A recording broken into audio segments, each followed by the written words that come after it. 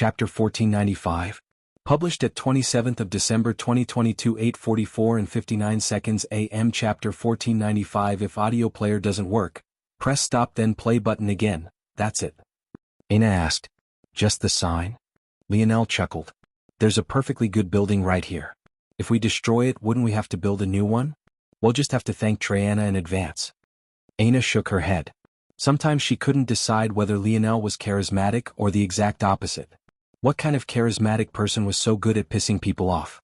She didn't even have any good emotions toward Triana, but she suddenly felt bad for her. By this point, Lionel had crippled so many of Triana's people that Aina wouldn't be surprised if most were too afraid to even help the Green Thread faction any longer. Then he stripped 3 of her more powerful faction guardians naked and posted them up for everyone to see. And now, as though all of that wasn't enough, Lionel actually wanted to just snatch away one of their buildings?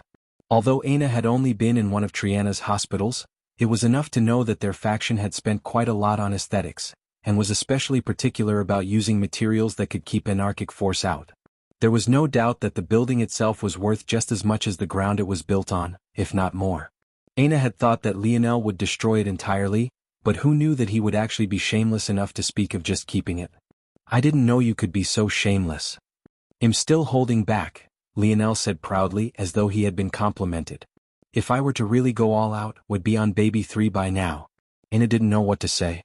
How'd he manage to make this about baby making again? Did he not have anything else on his mind? They were about to enter a battle. As though Aina's thoughts were some kind of cue, the doors of the treatment center burst open, 3 individuals charging out at once. It was clear that the commotion of their sign being split in 2 and falling to the ground wasn't small, even alerting so many. When they saw that it was Lionel and Aina across from them, their expressions changed. By now, who of the Green Thread faction wouldn't have heard of these 2?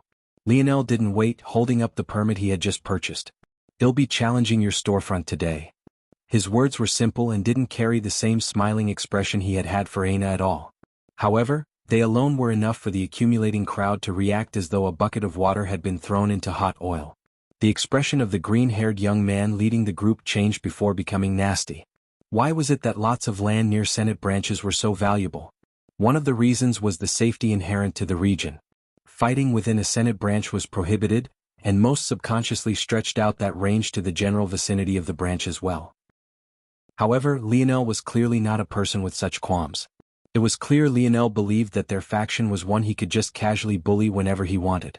Many had already acknowledged his strength, and it was fair enough that it could be said that their faction had started things, but did he think that he could be so casual with challenging them? Lionel had spent a year in seclusion, and he had only just entered the Void Palace, so how could he know about the trials and tribulations their faction had already undergone? The Vira family was nowhere near as strong as the Morales family to begin with, nor could it compare to the Constellation families, or those other noble families that ran big-shot organizations like Shield Cross Stars or the Force Crafters Guild.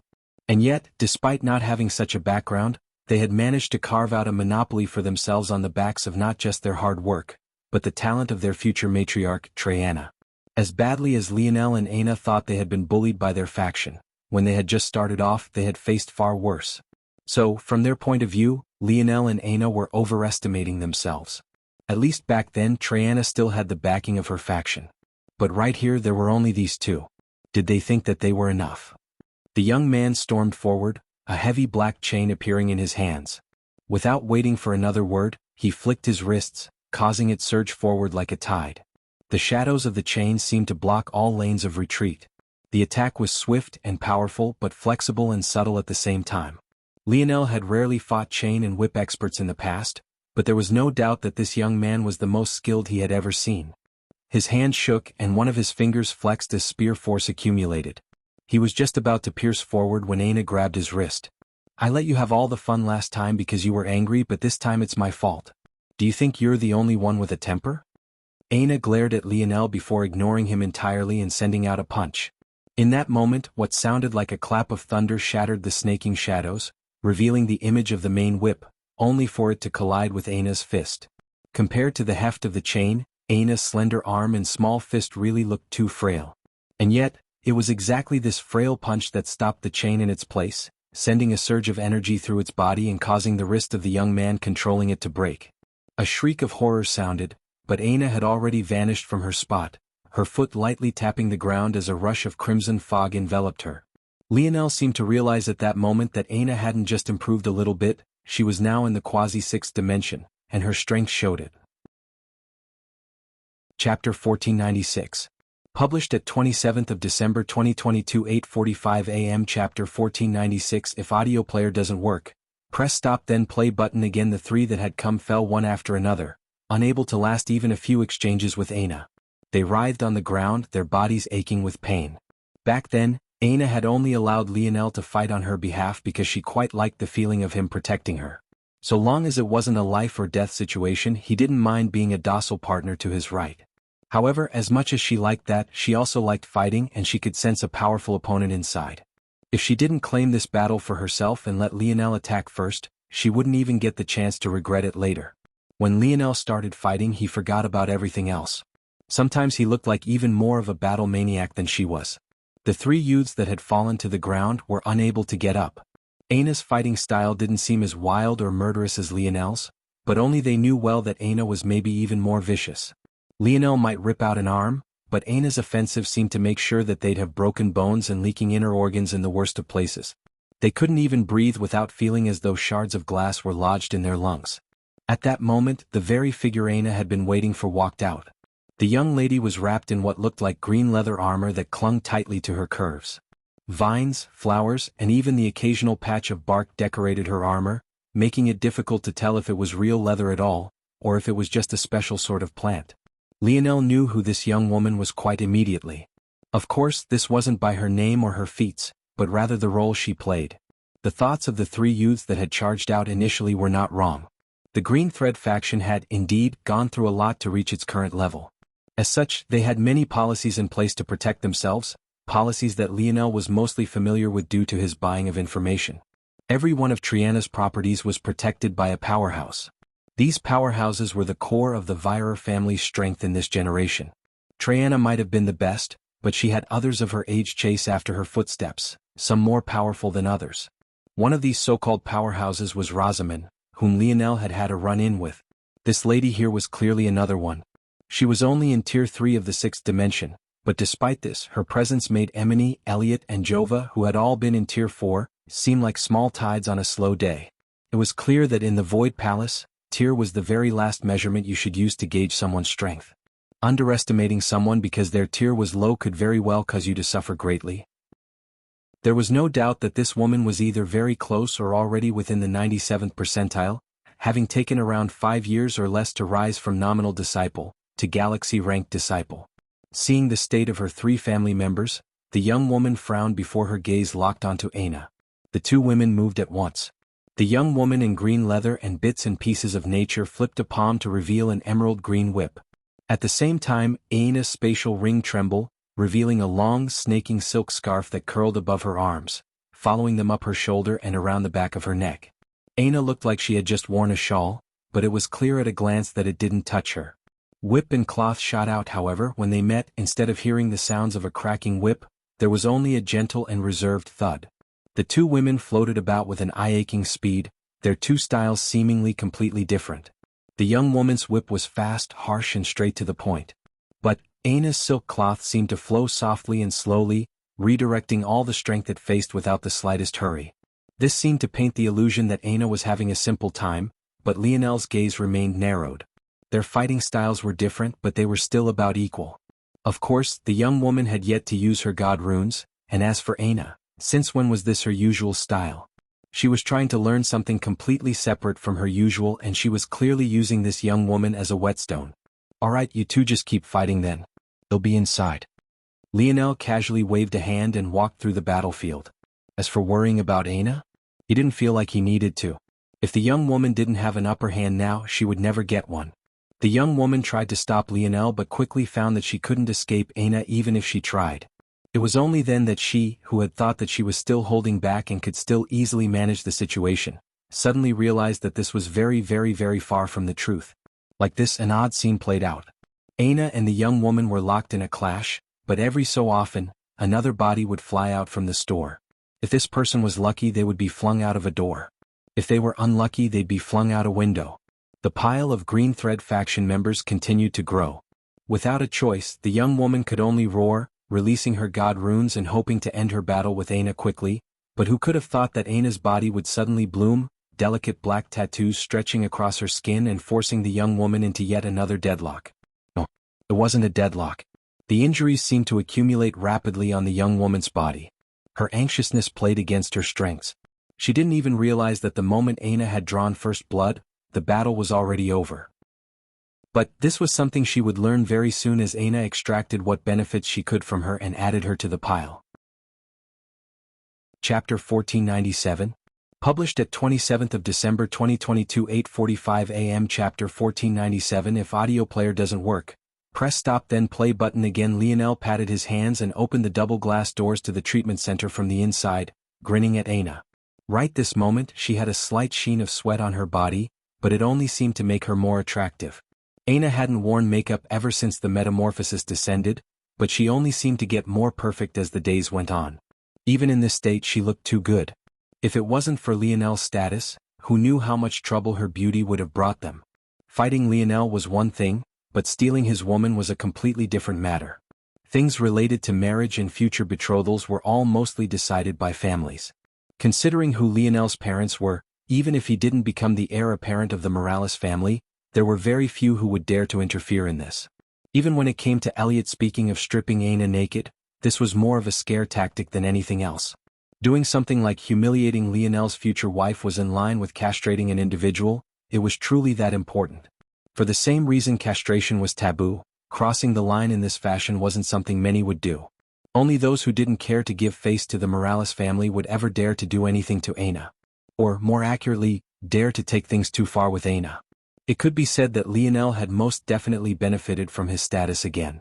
Or else a woman like Aina, who was definitely soon to enter the Queen Beauty rankings, wasn't one most would idly sit by and watch a rookie like Lionel woo her without challenge. Lionel beamed a smile at Aina and stepped aside to let her in. "Welcome to your palace, my queen. It's a bit shabby but make do with it for now. I'll find you a better one very soon." Aina laughed and shook her head, but the Green Thread faction members, still trying to pick themselves up outside, nearly vomited up more mouthfuls of blood, this time from rage rather than their injuries. Shabby? Not even counting the wealth of force herbs and other medicines they stored inside for the treatment of their patients, just the materials, architecture, and building itself cost almost 50 million void points. This wasn't an amount most galaxy-ranked disciples could even make without several decades of effort. But even daring to spend it all in one sitting was another matter altogether. Too few would even dare to stomach such a thing. However, the couple didn't even seem to hear their grievances as they closed the doors, and entering the spacious lobby. "So what do we do now?" Aina asked. She had left all the planning to Lionel, and this man really couldn't be bothered to explain things ahead of time. By now she had just learned to compromise and take certain things as they came. "Well, first there are still patients here. We'll need to treat them first. They'll be our vanguard as well as our advertisement." Aina rose an eyebrow before nodding in understanding. "We'll have trouble beyond that though," she responded. "Even if word of mouth spreads that our service is good, not many would dare to come here to begin with. I'm almost certain that their faction will take a page out of your book." Aina gave Lionel a look, but he only laughed at this. Of course, Lionel had thought of this as well. What was the strongest weapon of a large faction? It was obviously intimidation. One might be scared of Lionel, but he was still a single person. There were only so many places he could be at once. But the Green Thread faction practically controlled all the medicine at the nominal, quadrant and galaxy ranked, having done away with all their competition. Even if others feared Lionel, he couldn't possibly deal with everyone who needed treatment from Triana's medical centers, right? Plus, Lionel didn't have the heart to do such a thing anyway. One reason he didn't destroy this building was that it was more useful intact, but the other reason was that he didn't want to harm the people who weren't related to this matter at all. There are a few ways I've thought to handle this. But the first and most important right now is anonymity. I chose a location nearby a Senate branch not because of safety. It wouldn't be safe here anyway after we offended them, and not for traffic either. After all, by the time we're done, people will be flocking. I chose it because there'll be plausible deniability. Once I'm done, it'll be impossible to tell if someone came here to visit the Senate branch, or if they came to be treated. By the end, the flow-in will be so great that it'll no longer matter. So let's deal with these patients first, then we can go to the next step where you'll have to take center stage. There also happens to be someone here who should be somewhat useful to us. Aina raised a brow but didn't say much. The process was quick. The number of patients numbered in the high dozens, but the combination of Lionel's and Aina's abilities, not to mention the latter's expertise, and it felt like they were blessed by some sort of god. Under usual circumstances, patients would probably be reluctant to be treated by someone they didn't know, but disciples of the Void Palace didn't usually have such luxury. And, because the commotion didn't reach them, many had no idea that the two weren't even part of the Green Thread faction until they were discharged. What astonished those outside was that many who had entered half-dead began to come out mere minutes later in the best condition of their lives, only to be shocked to learn from the growing crowd that it wasn't the Green Thread faction that had treated them at all. Alright, I'll focus on building the formation to protect this place. Aina nodded. Then I'll go to the Force Pill faction. Knock their socks off, Lionel said with a laugh. Who says that anymore? You're getting old. Lionel could only watch Aina's hips sway off into the distance. In the end, he smiled and focused on his task. Very soon, his girlfriend would be sending the Void Palace into another shock, so how could he fall far behind? Chapter 1498.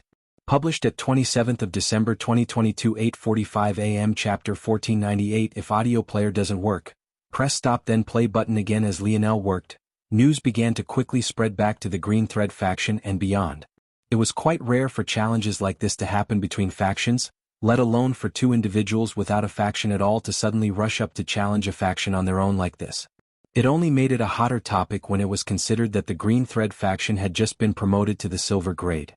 Lionel, though, had focused so much on the task at hand that nothing else seemed to matter to him at all. However, what no one could have expected that on this day the situation would completely change. Boom, boom, boom, boom. Even if he didn't want to at this point, Lionel had no choice but to snap awake, the sudden backlash of the incomplete force art nearly throwing him into the air. Lionel coughed violently, his expression warping. The ground shook and quaked, the earth that looked so sturdy and impenetrable before splitting in several regions. What the hell? Lionel grabbed out toward something to stabilize himself, his gaze turning cold as he ran through possibilities. His head turned up, looking in the direction that Aina had left, but he suddenly realized that it had already been half a day since then. He had been so focused that he didn't notice the time passing. This much wasn't unexpected. Lionel was already prepared for her to be gone for a while. According to their original plan, Aina would get certified by the Force Pill faction. Lionel had faith that Aina would perform astoundingly. Once she did, her name would spread for a reason other than her combat prowess, and then their next steps would flow much more smoothly. According to Lionel's estimations, it would probably take Aina about this long to succeed. But before she could return, something seemed to have happened to the Violet Palace? Before Lionel could think any further, the coldness in his eyes vanished, and a portal the size of which he couldn't even fathom appeared. The Void Palace itself was already larger than any construct Lionel had ever seen. Its mountains and moons loomed in the vastness of space, stretching out for dozens of planets' widths and heights. Yet this portal appeared to dwarf it in size. No matter where you were, whether at the bottom of the mountain or the top, and whether you were still in the fifth dimension or the well into the seventh, there was not a single soul present that didn't feel as though their souls were being sucked out of their bodies. Is that a zone? Lionel couldn't breathe. It didn't make any sense. The zones of the Void Palace should have long since been cleared. The only ones that remained open for missions were unique zones kept open so that their resources could be benefited from. It didn't make any sense for a new zone to suddenly appear like this one. And why was it so large? Lionel could barely tilt his head into the skies to find a flood of powerful auras rushing into the skies, each one of them wearing a serious expression. It was hard to tell if they understood what was going on, or if they were just as confused as everyone else was. But, at that moment, nothing seemed to matter at all. Unable to do anything to stop it, the Void Palace and all of its students, teachers and volunteers were swallowed whole. In a distant location, Velasco's head snapped upward, his expression changing. If Lionel had been here to see his father, his own heart would have skipped several beats. This was something that he had never seen before.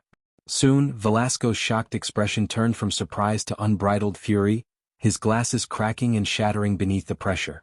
Bits and shards threatened to blind him, and yet he didn't even blink a single time. A craft that had been formed of seventh-dimensional materials shattered and attacked the most vulnerable location on his body, and yet they rebounded off of his irises as though meeting a steel wall.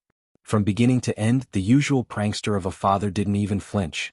Velasco's fury shattered the bounds of reality, The planet he was standing above going from whole to pierced through in the blink of an eye. It was as though a massive rod had run from its north pole to the south pole, its core being obliterated. Just like that, an eighth-dimensional planet was torn to shreds, its implosion cascading into the surroundings like a supernova's eruption. Velasco didn't say anything for a long while, simply staring into the distance. However, his expression became calmer and calmer until the point it seemed as though nothing had happened at all, until he erupted into boisterous laughter. The sonic waves that billowed out from his lungs formed concentric circles in the depths of space, the waves cracking and shattering space. It seemed no different from a normal laugh on the surface. In fact, it even sounded jovial. But anyone who knew Velasco was quite aware that he was absolutely enraged. Thoroughly enraged. The last people who had heard this laughter were those of the Void Palace almost 30 years ago, and now it had appeared once more. Why was he here in the first place? Why was he trudging and slaughtering his way through a different domain instead of staying by his wife's side and wasting the hours away teasing that useless son of his? It was precisely so that he could make sure that this exact thing didn't happen. And yet, they had actually dared to test his bottom line like this. It seemed that since he had disappeared for so many years so that he could raise his son, they had forgotten just who Velasco Morales was. He would make them pay dearly. And if a single hair was harmed on his wife's head, he would show them something worse than hell. As for his son? Well, he could always make another one. Chapter 1499.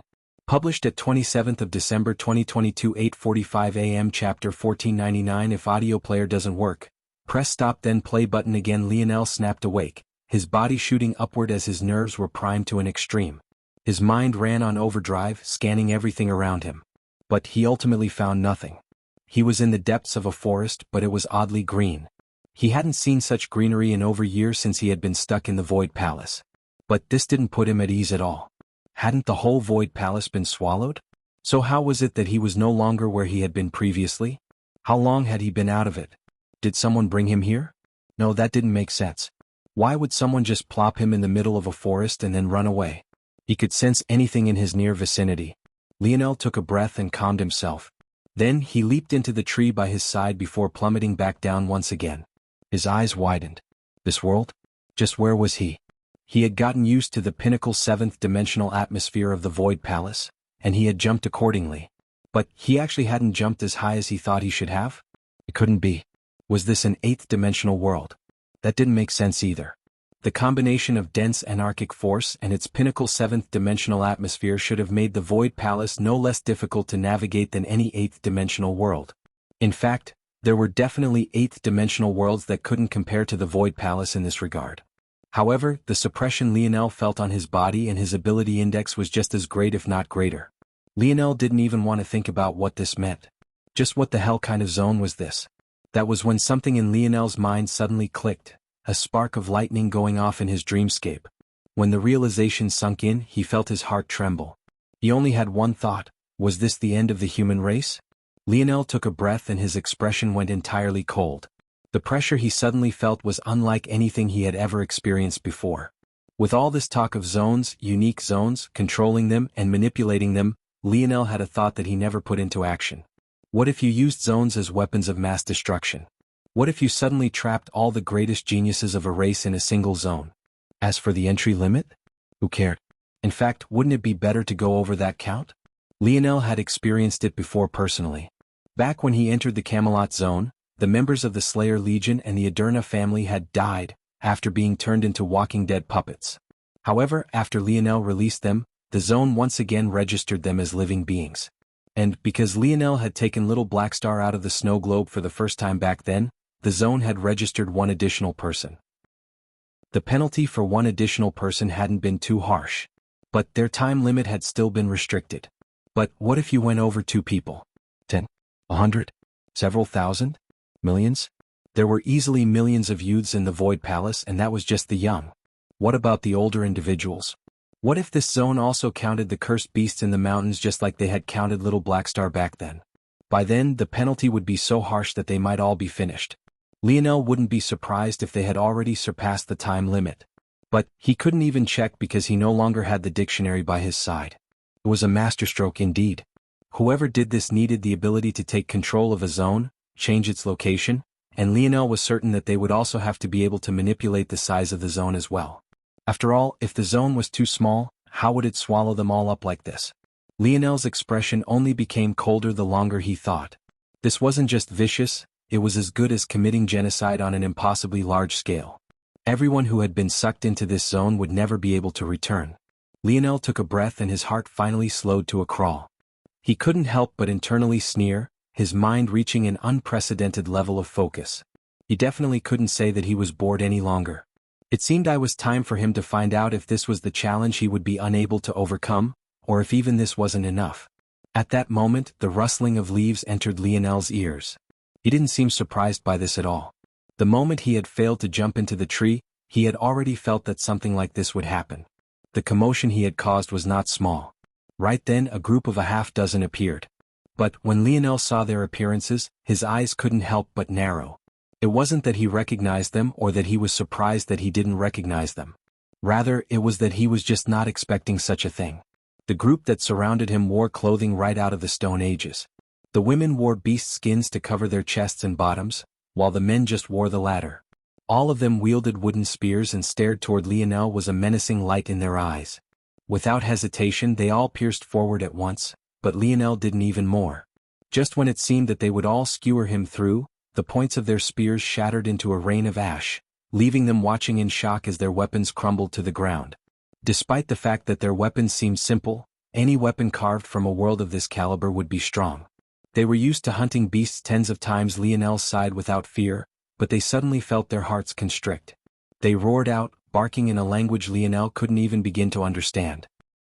But even as two of them seemed intent on continuing, another fell to their knees, followed by a second and then a third. Chapter 1500. Published at 27th of December 2022 8:45 a.m. Chapter 1500. If audio player doesn't work, press stop then play button again. Lionel's gaze sharpened, striking out with two palms, one right before him and the other to his left. While some have fallen to their knees, another contingent had chosen to attack directly instead. It was clear that these individuals weren't of one mind, and he still couldn't understand what language they were speaking. All he knew was that they seemed to be thoroughly enraged by his mere existence. A jolt of pain shot through Lionel's arms, causing his pupils to constrict. These people, he was sure that they weren't at his level. How were they so strong? Lionel's hips pivoted, his approach changing in the blink of an eye. From a direct approach, his movements became like flowing water, diverting the strength of the two that had attacked him off to his sides. His weight shifted, his elbow driving down toward the head of one as they lost their balance and stumbled forward. A sickening crack resounded, but the jolt that traveled up Lionel's arm caused his body to shiver, resulting in him almost missing the timing to attack the second individual. He instigated dream sense into action, splitting the sensation the millions of ways and dulling to the point his bogus initial reaction whittled down to nearly nothing. Taking advantage of his recovery and his shift of momentum to a single leg, he lifted his other foot, ramming his shin into the nose of the second stumbling warrior. A spurt of blood followed another sickening crack. Just as quickly they both crumpled to the ground, causing those that had chosen to kneel to cower even more. To them, Lionel's movements were beyond their understanding, but only Lionel himself knew just how much pressure he had been under just now. The strength of these people was no less than his own, it was just that his own technique was far more refined than their own and his ability to adapt and react was far beyond even their imaginations. All things being equal, Lionel would have lost if the two of them ganged up on him. And even if he could fight them one-on-one, he would very quickly find himself in an all-out brawl. It would have been difficult to tell just who would win or lose. Luckily, just then, Lionel had shifted from his more direct style and implemented concepts of gentle into his movements. If not, he had been very close to suffering just now. Even if his bones didn't fracture, his shoulders might have dislocated.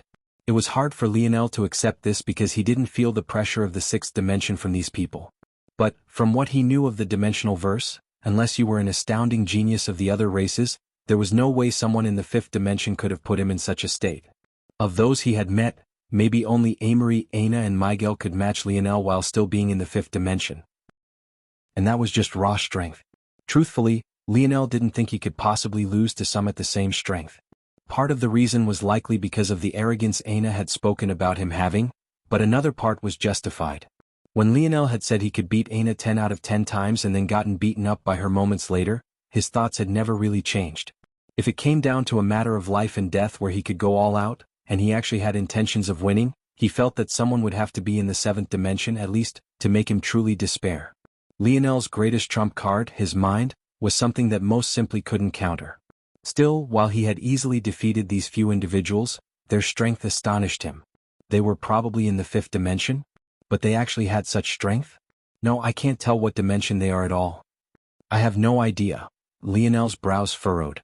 He had never had an issue with telling someone's dimension so long as they were close to his own or beneath him. Even for those far above, it wasn't too difficult to guess by process of elimination. But this language, aren't they human? Why can't I understand it? This was another thing that baffled Lionel. By now, he didn't even need to use language translation treasures anymore because picking up a new language for him had become far easier, especially since the highest echelons of the human domain all pretty much spoke the same language.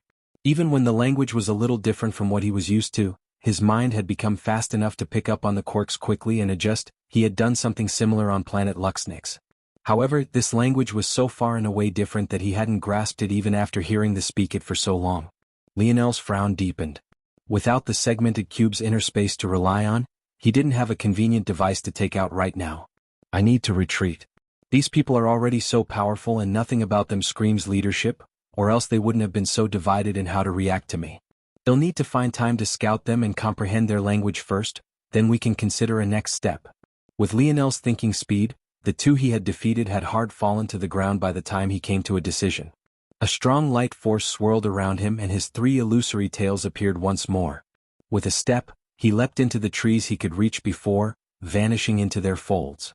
He didn't miss the gasp and shock of these people when they saw his use of force. But he could only note this and disappear. He wrapped himself in a thin layer of ethereal star force and hid in the trees, observing the group and planning on following them. Not long later, he was proven to be correct as a burly man who seemed very much like their leader appeared. Chapter 1501.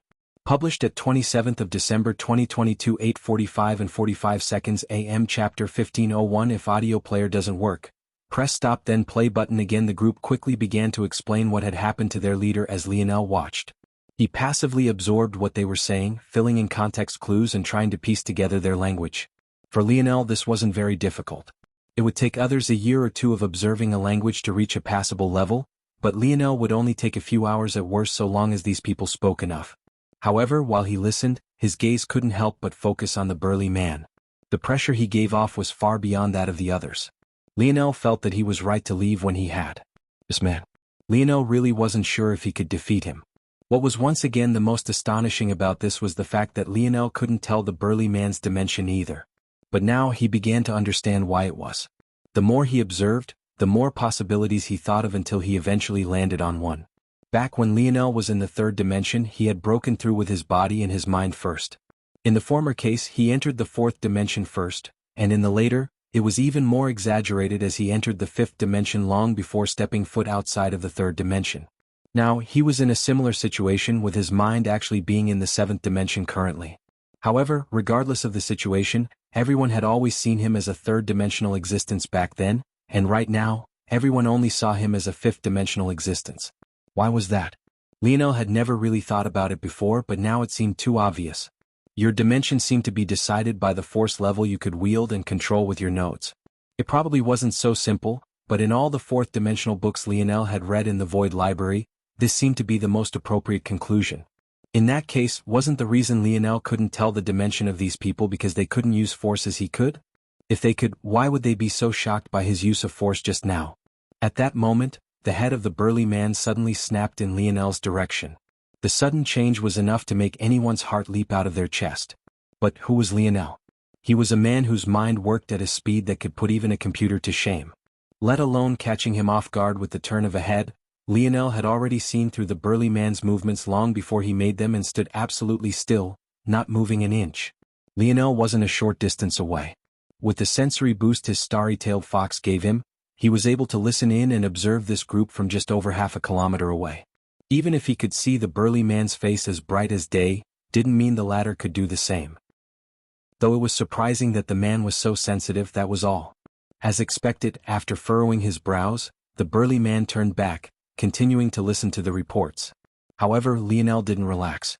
Such a powerful person definitely trusted in their instincts to a great degree. Even if he didn't find evidence of Lionel, he would proceed with caution as though there really was someone there. Plus, considering his people were likely currently informing him about Lionel's appearance right this moment, he had even more reason to be cautious. Minutes later, the burly man waved a hand and the explanations stopped. Well, by that point, it had fallen into a near all-out brawl between the two sides as those that had kneeled versus those that had fought clashed. By this point, Lionel understood some of their speech. Those that kneeled kept using a word that sounded like ladle to refer to him, while the people that had fought kept using a word that sounded like seiko. It was clear that one had a positive connotation while the other had a negative one. Lionel just couldn't quite understand if the latter group's animosity was rooted in something much deeper, or if they were just made he had so easily defeated them. Soon the group began to make their way to their destination. It wasn't long before Lionel learned that the reason they had separated in the first place was that their leader was scouting out the situation ahead and laying out their plan of approach. What Lionel didn't expect, though, was to follow this group for 3 days as they found and hunted down a single beast the size of a small van. By that point, his throat was parched and he had to use dream sense to stop his stomach from rumbling. Despite there not being any anarchic force in the air, this world made Lionel feel like he was once again a third-dimensional being. The only good news was that the group stopped to rest so that Lionel could sleep, and that by this point, he had already grasped their language entirely. It took longer than expected because they rarely spoke during their hunt, focusing on remaining quiet and stealthy. But Lionel's patience had finally paid off. "Well, return home now," the burly man said, looking off into the distance again. Lionel had made it a point not to antagonize the man during these days, keeping his eyes off of him. The man only seemed to have a sixth sense for Lionel's gaze, but not his presence. This meant that so long as Lionel didn't look at him directly for too long, he would slowly relax. It took another day before the group of 7 finally returned to their home, and by this point, Lionel felt like a walking skeleton. The good news was that he had managed to take advantage of some rivers they had passed by to deal with his thirst. He was able to take advantage of the water force concentration to deal with it. But food remained elusive. Every time they came across an animal, it would either run away or their hunting group would add it to their haul. Finally, Lionel could confirm their location before going off and dealing with his needs. The moment Lionel spotted the small village, he was ready to turn back and leave. But what he didn't expect was for an older gentleman to walk out to greet the group. Before Lionel could turn away and leave, yet another head snapped in his direction. It was the older man. Lionel was certain that unlike the failure of the burly man, he had been spotted this time. Chapter 1502. Published at 27th of December 2022, 8:45 and 46 seconds AM. Chapter 1502. If audio player doesn't work, press stop then play button again. Lionel dove out of the way, a hair-raising feeling of danger drilling into his mind as the primitive man's instincts roared at him for the first time in a long while. Without hesitation, Lionel rolled out of the tree, his palm flipping over to reveal his self-made bow. Even as he fell from the tree, his gaze grew cold. He pulled the bowstring taut, his vision finding the one line of sight through the thickness of the trees. At that moment, the location he had just been sitting in suddenly imploded. It looked as though someone had planted a bomb into the core of the tree, only to trigger it right this instant. However, Lionel knew better. This was definitely related to the attention of the old man. Lionel took a breath, releasing his arrow and a breath all at once. Swift. The arrow shot through the air as though on rocket fuel. The sound of whistling wind didn't even reach Lionel's ears until it had already appeared before the old man's brows. No one even registered the beautiful curve the attack took through the trees. In fact, Lionel, who had begun falling from the tree, had still not even hit the ground yet. If one thought that the only weapon force that Lionel had strengthened during the last year was his spear force, you would be sorely mistaken. Even if the application wasn't the same, with Lionel's feel for the bow, his ability to translate his findings felt almost as natural as breathing. His talent in the bow seemed to be on a level all to its own. The old man was caught off guard. However, his vision alone seemed to carry some explosive strength all to itself. The moment he locked onto the arrow, even if it was in the final moment, it too imploded. However, the arrow had gotten so close to him that the explosion obstructed his vision, allowing Lionel to vanish from his sight. One would have thought that Lionel would take the opportunity to run, but almost as soon as he took the advantage, Lionel pressed Dream Class. Sniper Archer. Lionel fired 3 more arrows before he even touched the ground, his bow force blazing with life and vitality. Each seemed to carry with it its own flair, reaching a level of freedom and unrestrained power that even Lionel's spear seemed to lack. But it was only right that things were like this. Lionel's bow force was being forcefully restrained to the fifth dimension from the sixth, while his spear force had yet to take that step. To an outside observer, though, this would still be a shock. One was supported by spear domain while the other was not. This should have closed the gap. And yet, Lionel's bow force seemed to have still left his spear force in the dust. The 3 arrows appeared within the ground in the blink of an eye, all 3 fluttering like soaring birds and curving toward the burly man. Lionel landed on the ground, his gaze sharp as he brandished another arrow. These 3 days he hadn't just been casually wasting time. Whenever he found a suitable branch, he would snap it off and form another arrow. In this time he had already formed hundreds for a situation just like this one. The burly man, whose first instinct was to protect the old man even though the latter didn't need it, couldn't believe that he was actually the target. He reacted quickly, brandishing his spear toward the first coming arrow, feeling that the 2 trailing behind it were less of a threat. But, to his horror, the moment he pierced out with a strike he had practiced no less than 10,000 times, he actually missed. The arrow fluttered, slowing down a measure. In the grand scheme, it was akin to a car racing down the highway easing up from 100 kilometers an hour to 95, but in a battle this high level, such a sudden and abrupt change was enough to change everything. What? The arrow pierced into the burly man's collarbone, throwing off his ability to be able to deal with the remaining 2 arrows. One pierced into his knee, ruining his mobility. The other tore into the soft side of his elbow, removing his ability to brandish his spear with both hands. Lionel, though, was still shocked by the outcome. Those arrows should have gone through the burly man's body entirely. And yet, it had sounded like he just stuck them into a solid tree. Just how strong was this person's body? Even Lionel, who had the Morales family's metal body technique, wasn't so sturdy, at least not without releasing both his divine armor and bronze runes, and even then he wouldn't be able to match up. Unfortunately, Lionel didn't get to linger on the thought for long, because he knew the vision of the old man would clear right this moment. He was already prepared, releasing the string of his arrow again. But just as he was about to, his fingers paused. He could see it quite clearly. The old man was incredibly pale-faced, hints of blood falling down his cheeks like streaking tears. Lionel knew right then that even if the old man wanted to act again, he wouldn't be able to. Still, he kept his senses primed, walking forward slowly. He had taken advantage of the situation to deal with the burly man, so this was a chance he shouldn't give him. He wasn't sure if this small village had anyone else so powerful, but his deductions told him that the answer to that question was no. If there were, it was unlikely for someone with the status the old man seemed to have to come out to greet them personally. If Lionel was correct, then all of this village's strongest existences were right here. At that moment, the small group watched in horror as Lionel slowly walked out of the forest's edge, his bow still raised. If he was so effective from 500 meters away, none of them dared to imagine just what kind of monster he would be at this closer range. There was no way any of them could deal with such a thing. Chapter 1503. Published at 27th of December 2022 8:45 and 46 seconds AM. Chapter 1503. If audio player doesn't work, press stop then play button again. The old man breathed heavily, a concentrated look in his eyes. He seemed to be trying very hard to recover so that he could attack again. But something about the coldness in Lionel's eyes seemed to tell him that he would be prepared for this. In fact, he seemed to feel that Lionel was untouchable. The burly man roared. Limping on one leg, he dove at Lionel, brandishing his spear with one arm. But just as he was about to skewer Lionel through, his spear burst into a rain of ash. Losing his spear and without hitting the target he thought he would, the burly man fell forward, hitting the ground cheek first and skidding to a stop at Lionel's feet. When the old man saw this, his eyes opened as wide as saucers. Under the astonished gazes of the hunter squadron and the few who had come out of the village after hearing the commotion, the old man fell to his knees.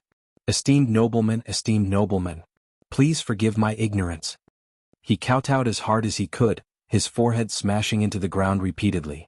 Despite the fact that this location was mostly soft soil, the old man was so vehement that his forehead eventually split into a bloody wound. Lionel's eyes narrowed. Was this reaction because of his spear domain? Or was it something else? If Lionel didn't know better, he would think that he had somehow stumbled into the tribulation of his spear domain heirloom. He had found it very weird these past few days that he hadn't run into anyone from the Void Palace. Usually, when one entered a sub-dimensional zone, you were all taken to the very same place. When Lionel and Aina entered the Paris zone, they appeared in a village together.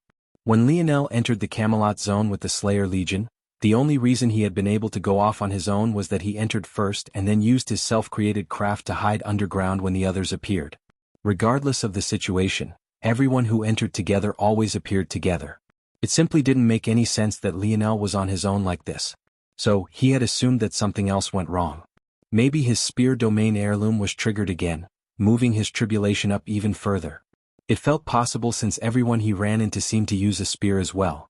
But Lionel wasn't willing to conclude this. For one, the spear was an innately common weapon to begin with, especially in a more primitive setting like this one. People like to call the sword the first weapon, but the truth was that the first weapon, if not the rock, was most definitely the spear.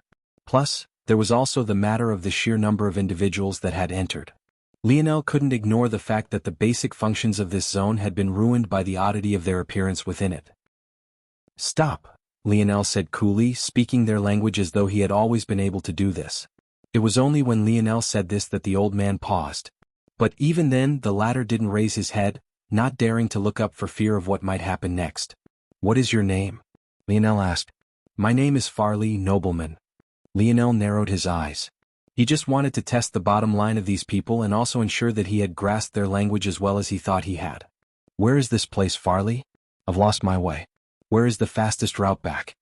Lionel wasn't specific with his words on purpose. Any ignorance on his part, if shown in too great a quantity, might result in this situation going south. Before then, Lionel had to make sure he secured as much information as possible. It made sense for a so-called nobleman like him to not know this place. It was a small village, nearby a stream of water, in the middle of a forest.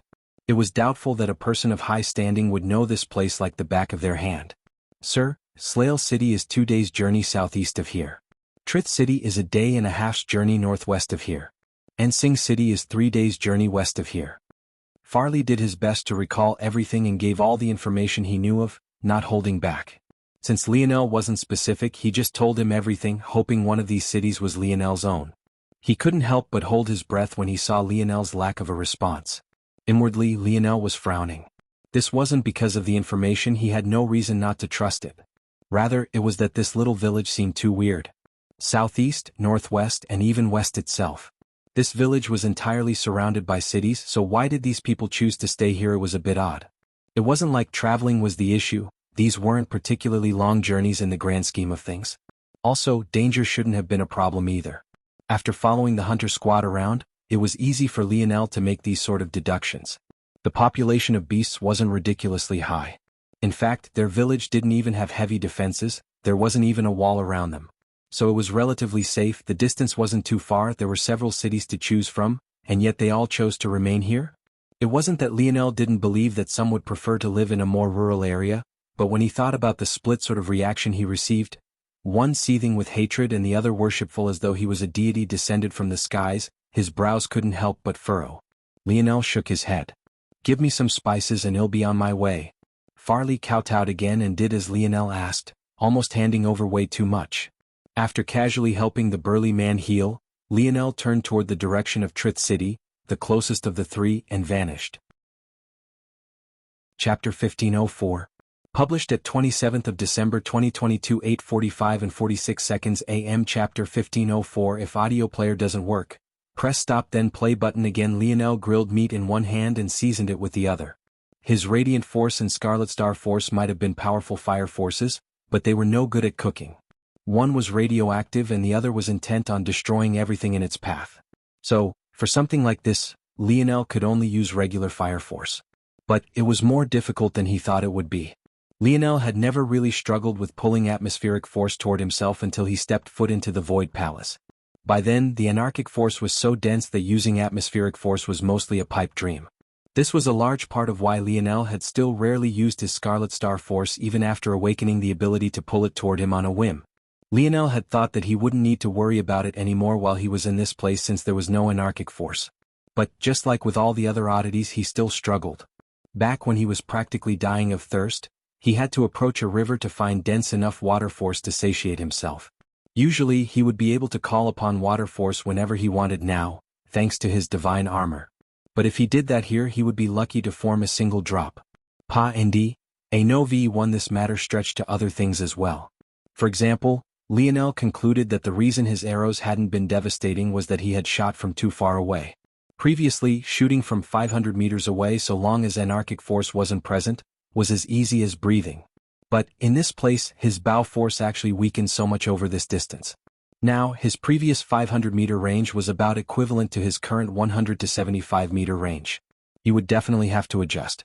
Unfortunately, the problems just kept coming. After a day and a half, Lionel had still not spotted the city. His first thought was that the old man had lied to him, but Lionel frowned at such a possibility. He was very good at reading people. Even though he couldn't be considered to be a lie detector, he still didn't believe that Farley would have even dared to lie to him in the first place. Is it possible? A thought flashed in Lionel's eyes. He didn't consider for a moment that he had deviated from the right path. His sense of direction was too solid. He did consider the possibility that the old man's sense of direction wouldn't be as strong as his own. Plus, if the city was just a little bit off the cardinal direction the old man had stated, Lionel could end up way off. Lionel thought that it was likely the hidden third open. And over 3 more days after the initial day and a half estimate, he finally saw it looming ahead.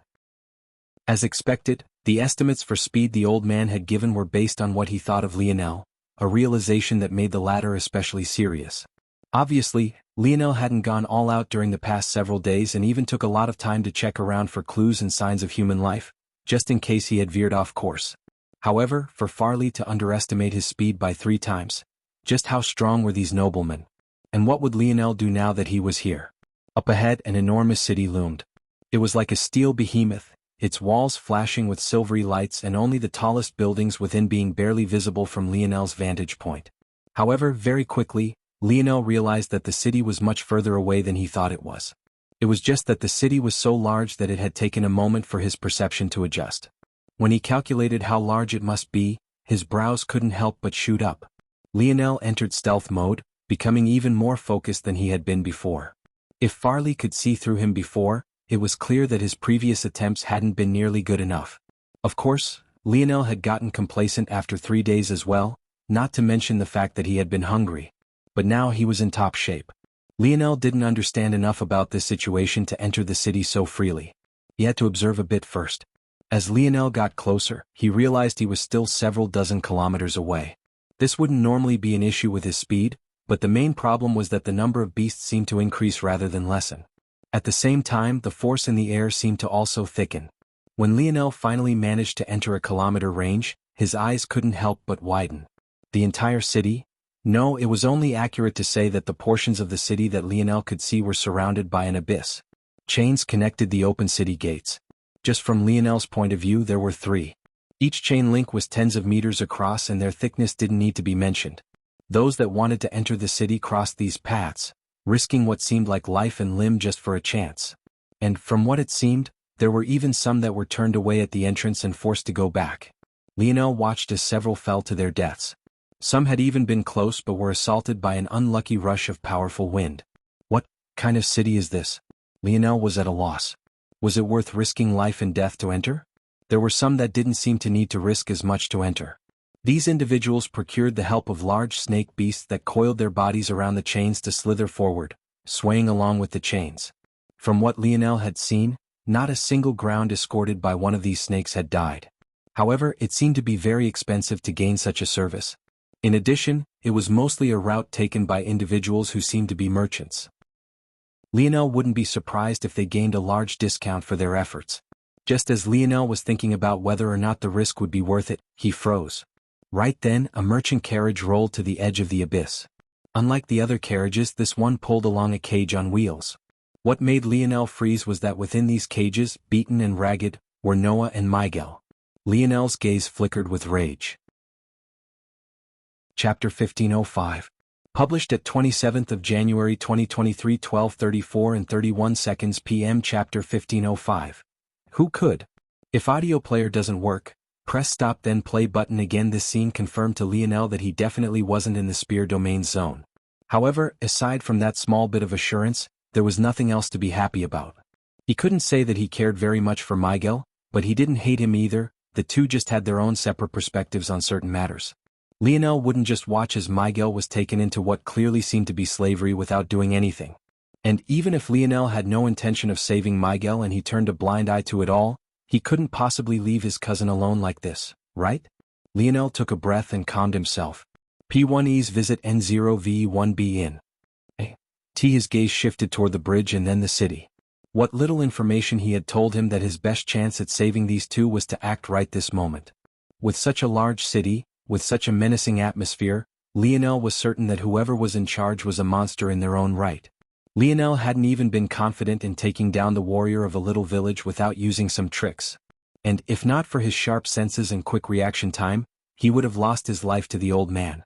Yet it was all too obvious to him that they feared these so-called noblemen down to the deepest depths of their bones. Even without seeing the strongest of this world, Lionel knew from this alone that they weren't to be trifled with. And since these slave traffickers were acting in broad daylight, it was clearly within the rules of the city for them to act as such. This meant that Lionel wouldn't have morality on his side either.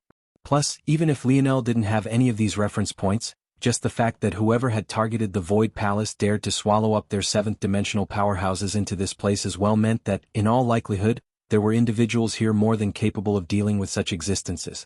There was always a possibility that this wasn't the case, but if the seventh-dimensional existences of the Void Palace could truly move freely, they would have long since made a huge commotion to gather up all the students to think of a plan. The fact they hadn't spoke volumes. Lionel's jaw clenched, his gaze flickering back and forth between several crucial points. I'm 100% confident in crossing the chain bridge, but fighting on it would be impossible. There's a 50-50 shot that I fall if I start a battle there, so it'll have to be before they begin crossing. But if I attack before then?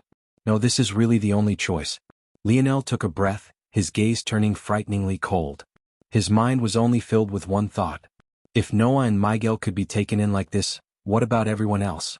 How many had been taken into slavery like this? What about Ana? Just die. Lionel was decisive. The moment he made his choice, he rose to his feet high in the trees and fired. Before anyone could realize what was happening, 3 heads were skewered through. Lionel had learned his lesson from the last time. 500 meters was much too far away, but this time he was only 100 meters away. At this distance, his lethality was on a whole other level. Clang. Lionel's gaze flickered when his arrow failed to shatter the lock of the cage, but his hands didn't falter. He had already accounted for such a possibility. He didn't believe that his cousin or Miguel had been stagnant during the year it had been since he saw them. The fact they were captured spoke not only to the strength of their captors, but also their means. In the brief instant of Lionel's failed assault, the attention of several turned toward his location. If there was one weakness of being a sniper, it was that every shot would expose more information about your whereabouts. In this environment, Lionel couldn't curve his shots very much without using 6th-dimensional force. So, after 4, many had already triangulated his position. A powerful aura came crashing down on Lionel from above, but the latter's sharp gaze didn't waver. He knew where these powerful auras were coming from. One was from the man he assumed was an overseer of the city. He was the one who had spoken with the carriage leader and brokered a deal between them and the city. The second was the carriage leader himself.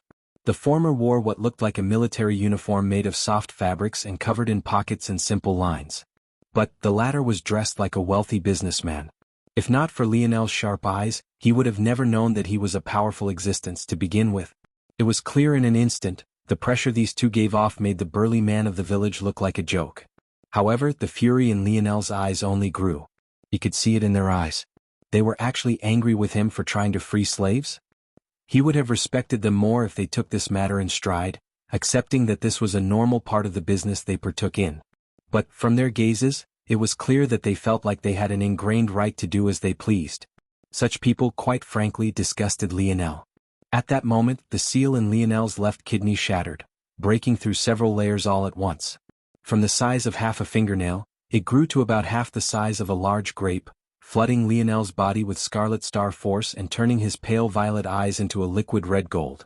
The 5th arrow was already prepared as Lionel's eyes flickered with dancing destruction runes, each more elaborate than the last. Since he had trouble pulling from the atmosphere in this place, he would just pull from his own innate node. Who could stop him? Lionel's fingers released his bowstring, a streak of crimson cutting through the air in its wake. Chapter 1506. Published at 27th of January 2023 12:34 and 30 seconds p.m. Chapter 1506.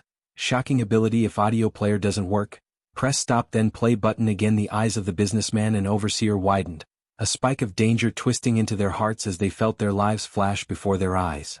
They thought that they had already understood the strength of the attacker, but for this mysterious person's strength to suddenly skyrocket to this level, bang! The lock of the cage shattered. Flames raced across the bars like a disease or a curse, flashing with complex runes as they ruined the structural integrity of the metal. In one moment the cage felt like it was impregnable. In the next, it crumbled to ash, whistling in the wind as though it was nothing more than the fluttering leaves of a dying tree. When the businessman and overseer realized that they weren't the target of the arrow, they inwardly breathed a sigh of relief, but their expressions became ugly not long later. However, in response, Lionel shot 3 more arrows, each twisting toward a vital point of their bodies. While none of these arrows were powerful by Scarlet Star force, the application of forceful to their bodies made them carry the strength of a shotgun.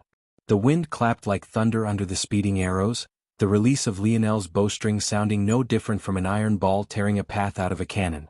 Miguel's expression flickered. How could he not be familiar with Scarlet Star force? With the rarity of the force and the fact the person wielding it was trying to save them, he would be a fool to not think of Lionel. Truthfully, Miguel had a lot of reasons to hate Lionel. After all, because of Lionel, his years of effort and accumulated strength at the quasi-6th dimension was all ruined. Without Lionel's innate node, he had to find a completely different path to enter the 6th-dimensional God path, and as such, he was actually growing weaker by the day instead of stronger. However, Miguel never really took this personally, he just took it as him being unlucky.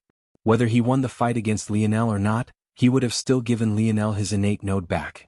The main reason he hadn't earlier was that it would have left him too injured to fight in the first place. Seeing Lionel now, though, left him with a whole host of complicated feelings. Still, these complicated feelings didn't slow his movements in the slightest. Miguel and Noah sprung action at once. Though their hands and feet were both bound, the two were experts in their own right. The chains that bound their ankles were 2 feet apart and were linked to the chains that bound their wrists. Still, they were able to begin running with a crouch and short steps. The two of them weren't the only ones in the carriage. In fact, there were others of the Void Palace inside as well. However, it was only the two of them who recognized Lionel without laying eyes on him and as such shot in his direction without hesitation. Seeing their reaction, many subconsciously followed while others broke off in different directions, hoping to take advantage of the situation. With most focused on a single path, there might be less people who chased after them. Lionel continued to cover their retreat, his arrows peppering the guards, businessman and overseer to the point they couldn't even begin to run after the escapees. Each one of Lionel's arrows was menacing and placed in an awkward position. He aimed for their eyes, their knees, their feet, even their crotches. He held nothing back, assaulting them with numbers. Fuck. He can't use it anymore, charge forward. The overseer's skin suddenly flashed with a metallic light. His hands snapped outward as though he was throwing daggers, but he had nothing in his palms at all.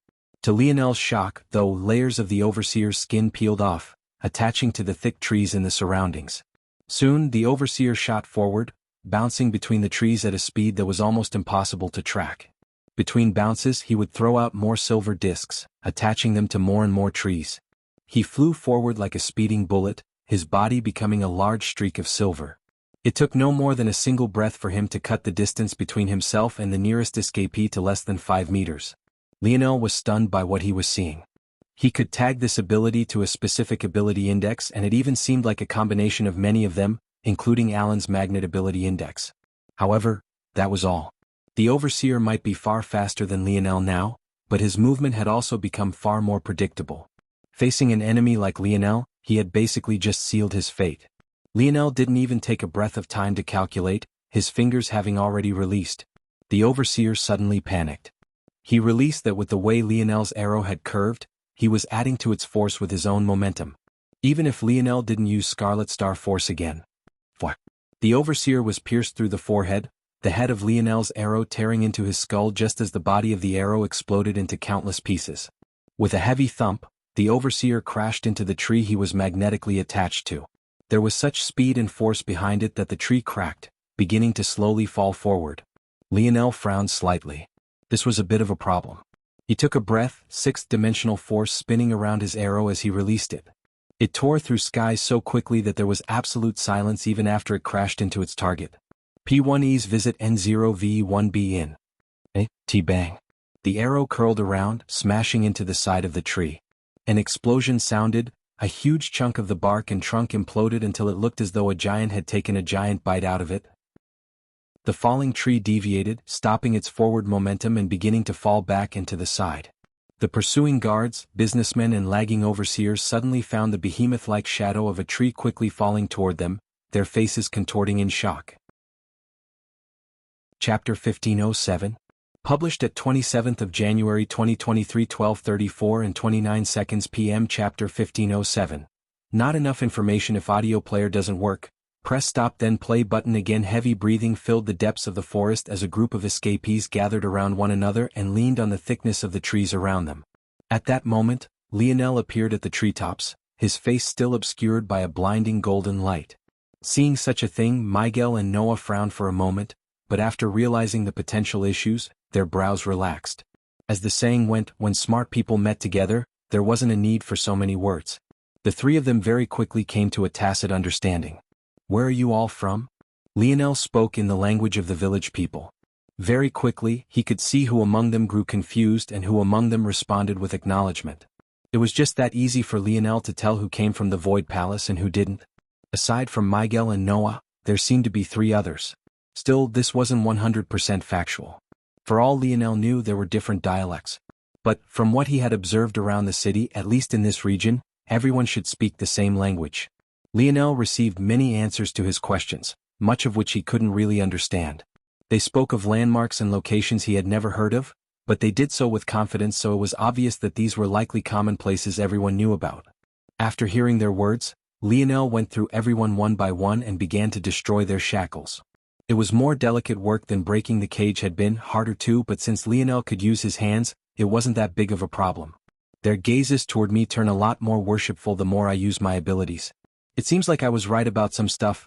Lionel could have shot more than one arrow of Scarlet Star Force, however, he had purposely chosen not to, his mind thinking of the old man that had tired out after using his ability just twice. Although there wasn't much information nor enough data points, if Lionel was correct as he usually was, this world likely separated itself into people with powerful abilities and those without. And it was likely that the marker for powerful abilities was whether it could manifest itself in some sort of outward projection of force or not. In addition, though this was a greater stretch and a conclusion that Lionel was more doubtful of, there seemed to be more restrictions on abilities in this place as well. These restrictions likely weren't a product of their birth, but rather the world itself. This place was more stifling than even a pinnacle seventh-dimensional world flooded with anarchic force. In such an environment, the suppression of ability indexes was also exceptional. N0? E, LBI? An ET. If it wasn't for Lionel's ability strengthening in the Raypack's nest, even his own ability index would have fallen to tier 3 or even worse in this place, let alone the average person. As such, in a place like this one, those that could display powerful abilities were even rarer than they were back in Lionel's dimensional verse.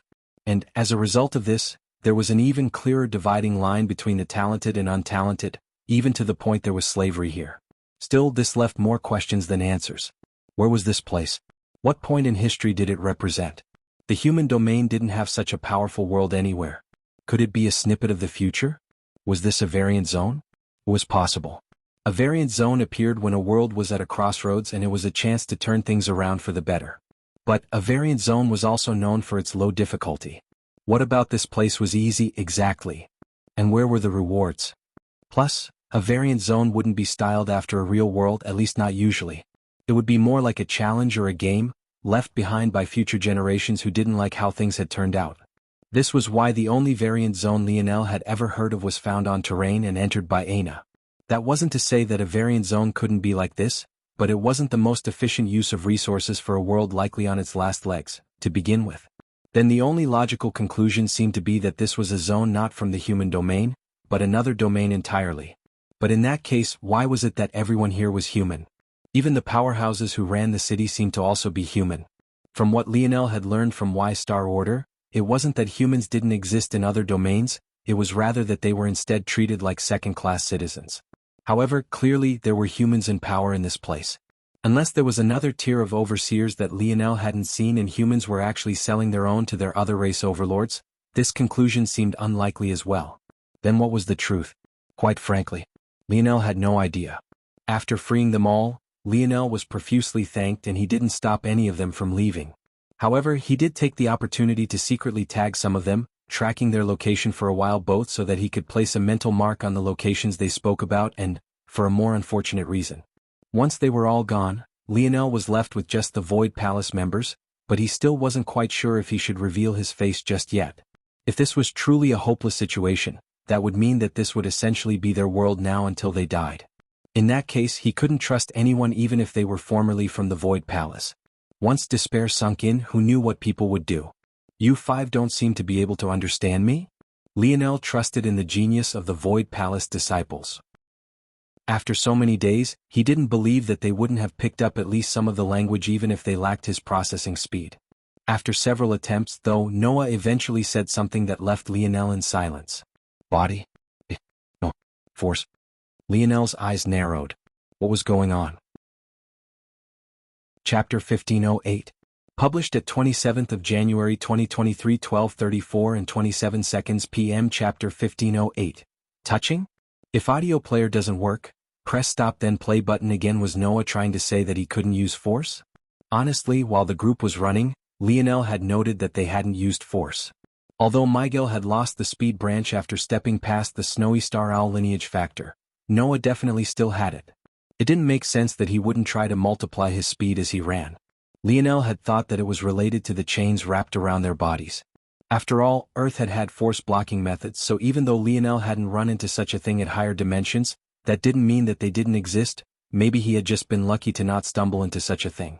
However, while Lionel had been destroying their bindings, other than the strength and power of the ores used to forge them, he didn't sense anything else about the chains. If they had been designed to block force, they would have resisted his Scarlet Star force a lot more and a lot better as well. Lionel's brows furrowed behind the mask of bright light that covered his face. He turned his attention toward the others and their reactions seemed to be similar. Even Miguel, who should have been close to if not the most talented among them, reacted in the same way. But he should have known.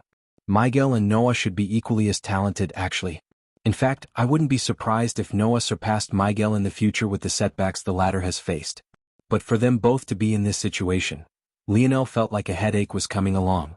He thought he had finally gained some help and support, but instead the people here were actually so weak. This was more than a little troublesome. He couldn't understand what was happening no matter how he racked his brain. This world was, indeed, stronger than the Void Palace grounds, but it wasn't exaggerated to the point that such geniuses couldn't even bring out at least a portion of their strength. Lionel needed more information. He had to enter the city. Lionel stood before he hesitated slightly. Leaving everyone here without his protection would make things a bit troublesome. They had been caught once already. What if they were caught again? Clearly, they didn't have the strength to protect themselves. No, that wasn't exactly true. Although they couldn't use force, their bodies were still quite powerful, and that was especially so for Miguel, who had the White Stone Elephant lineage factor. Lionel shook his head. He obviously couldn't bring them into the city with him. They wouldn't even be able to cross the bridge in their current state. Gritting his teeth, Lionel made a decision. You all will have to protect yourselves. Stick together, there is power in numbers. Head in. Lionel explained how to get to the village. Although he wasn't completely certain, he believed that the villagers would take them in. He hadn't spent much time there, but what he did know was that the village was in need of helping hands. If they had more hunters, their lives would be easier. Plus, Lionel would also have a method of finding them faster. After he was finished, he gave a small signal to Miguel and Noah, both of whom understood. They were grown men after all. Even if Lionel wanted to coddle them, they wouldn't allow it to happen. Their pride ran deep. They had been caught once, but they wouldn't allow it to happen again. Plus, they realized the gravity of the situation. Lionel was like a light at the end of the tunnel, but if there were really so few of them who could use their force, what chance did they stand of getting out alive? This might be a world, but it wasn't their world. And even if they forced themselves to feel comfortable here, what of the human race? What would they do without them? Weren't they meant to be the protectors of the human domain? The frontline warriors? How could they not do everything in their power to return? And even if they could forget their duty and stay here indefinitely, they were geniuses. They were used to wielding power and authority. How could they settle for being the bottom rung of society? Lionel turned and left, the group watching as his back disappeared with clenched fists. Noah rose to his feet, his emperor's might flickering in his eyes with a dense green. In the past, it had been able to blanket his surroundings in an oppressive pressure. But now, it was like a caged dragon, continuously ramming against its cage to no avail. Let's go, everyone. Lionel appeared by the edge of the abyss once again. The commotion had yet to die down, and there were several more overseers in the region. Some had surrounded their dead companion's body, others were still discussing how to capture Lionel and his friends, while there was another group that Lionel was sure had likely already set off on a hunt. Still, despite this, Lionel acted as though nothing special was going on, strolling forward until he was eventually stopped. Halt! Lionel, who had spent hours observing the city, was already long since prepared. His hand flashed with bronze runes and he smacked the hand of the overseer away. His actions were so abrupt and powerful that a resounding clap sounded through the atmosphere, followed by the crack of bone. Who the hell do you think you're touching? The overseer who had tried to stop Lionel had been reaching a hand for Lionel's chest and definitely hadn't expected such a thing to happen at all. However, he only paused for a moment before he grabbed his hand in agony, falling to the ground as he sucked in a cold breath. With the influx of overseers in the region, not all of them were as powerful as the one Lionel had killed. Realizing this, Lionel had purposely aimed for one he was certain he could handle, teaching him a swift and savage lesson. Without another word, he walked toward the chains and hopped on. Chapter 1509. Published at 27th of January 2023, 12:34 and 25 seconds p.m. Chapter 1509. Shameless. If audio player doesn't work, press stop then play button. Again the overseers looked over to see their companion on the floor, but none of them moved to do anything. In fact, some of them shook their head and sneered. Rookies. As an overseer you had a great deal of authority, but you required the strength to enact it first. If you targeted the wrong person, well, this would be your outcome. Lionel had observed enough to see the subtle sort of balance that was played out here. This world was far more unregulated than the ones he was used to. Just judging by the fact that people died here every day trying to cross the chain bridges spoke volumes. This place was one where power spoke above all else. In that way it wasn't too unlike the Void Palace. But Lionel highly doubted there were rules against killing here. One might wonder then why it was that Lionel was chased like he was. That was even simpler. Where power ruled and money talked, there were obviously some people's bottom lines that shouldn't be touched. The fact slavery was allowed here meant that there was someone higher up that benefited from them. The overseers watched in silence as Lionel crossed the bridge. Since this young man they had never seen before dared to be so arrogant, he should have the strength to cross the bridge as well. Honestly, even they as overseers would choose to ride the snakes across unless it was an urgent matter. It wasn't that they didn't have the strength to cross, it was rather that no one would want to place their lives at risk for no reason. The rookie overseer who was still seething on the ground couldn't help but look toward Lionel's back with red eyes, hoping that he would fall over to his death. But he didn't dare to voice this out loud. The chains swayed beneath Lionel's feet and his eyes narrowed. His control over his body was immaculate, but even he felt shaky in this place. There was definitely something deeper to these chains, something that went beyond what the naked eye could see. Lionel tapped his foot and shot forward as though he was racing across a track. His actions left the overseers frozen. There were very few who dared to use that kind of speed on the chains, they were few and far between. However, something told Lionel that this kind of speed was the only way to ensure his survival. The odd rushes of wind, the rhythmic swaying of the chains, there was something oddly hypnotic about them. Lionel subconsciously wanted to find out more, but it was precisely because of this that he blazed for. He had a feeling that if he focused so much on it, he truly would fall. In just a few minutes, Lionel had made it to the other side. But the fact it took him so long at such a speed was enough to show just the kind of behemoth-like city he was dealing with. When Lionel entered the gates, he found a world of metal. The homes, the shops, the skyline, all of it was encased in some sort of silvery metal, some sections far more rusted than others. The combination made some of the city look like a futuristic utopia and other parts look like the dilapidated ghettos of a dystopian hellscape. The push and pull somehow reminded him of the swinging chains to his back. Why did it feel like everything about this place was playing on his mind somehow? Lionel walked forward, trying to get a lay of the city. He had come here for information, but he didn't even know where he should be going, or even what he was looking for information about, truthfully. The answers he needed felt too broad. Understanding would require a comprehensive understanding of a world he had only just stepped foot into. Maybe there's an easier way? A library? An information center? What should I do about currency? It would feel suspicious if I just entered the city only to leave because I didn't have a place to sleep. After observing the city for a while, there seemed to be a lot of people who enter, but those that left were far fewer and didn't seem to be the same individuals either. Lionel shook his head. I should have extorted that overseer for some cash. It didn't take long for Lionel to learn about the currency system. He just needed to casually observe some shops for a bit. The currency system this city used was coin-based. Oddly enough, though, these coins seemed to flicker with their own light as though there was a universe of stars hidden within them. Lionel was entirely certain he would have to personally inspect them to see what was so special. Luckily, there were many who entered the city like Lionel who were looking for jobs and money. It didn't take long before Lionel found a job center, with a long line up outside. Unfortunately, while Lionel could speak the language, he couldn't read it, so it had taken him longer to find this place than he cared to admit. But, after reading so many signs and posters and cross-referencing with the services they gave, he was slowly building a database of their alphabet as well. "What job would you like?" An uninterested voice came from the counter. The middle-aged woman behind it had already sunk into the monotony of her life and job, so she wasn't very eager to show any enthusiasm. Lionel was a bit embarrassed because he could read the postings very well. So, instead of taking such a route, he decided to be a bit shameless. "Good afternoon, gorgeous.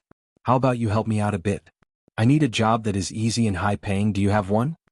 Lionel leaned forward, whispering so that only the woman behind the rusted metal counter could hear him. The woman was quite used to such asks, so she looked up, still uninterested. Until, that is, she met Lionel's eyes. Something about their pale violet drew her in. What beautiful eyes. Chapter 1510. Published at 27th of January 2023, 12:34 and 24 seconds p.m. Chapter 1510. Bunny, if audio player doesn't work, press stop then play button again. Lionel smiled as he strolled away from the counter, his mission successful.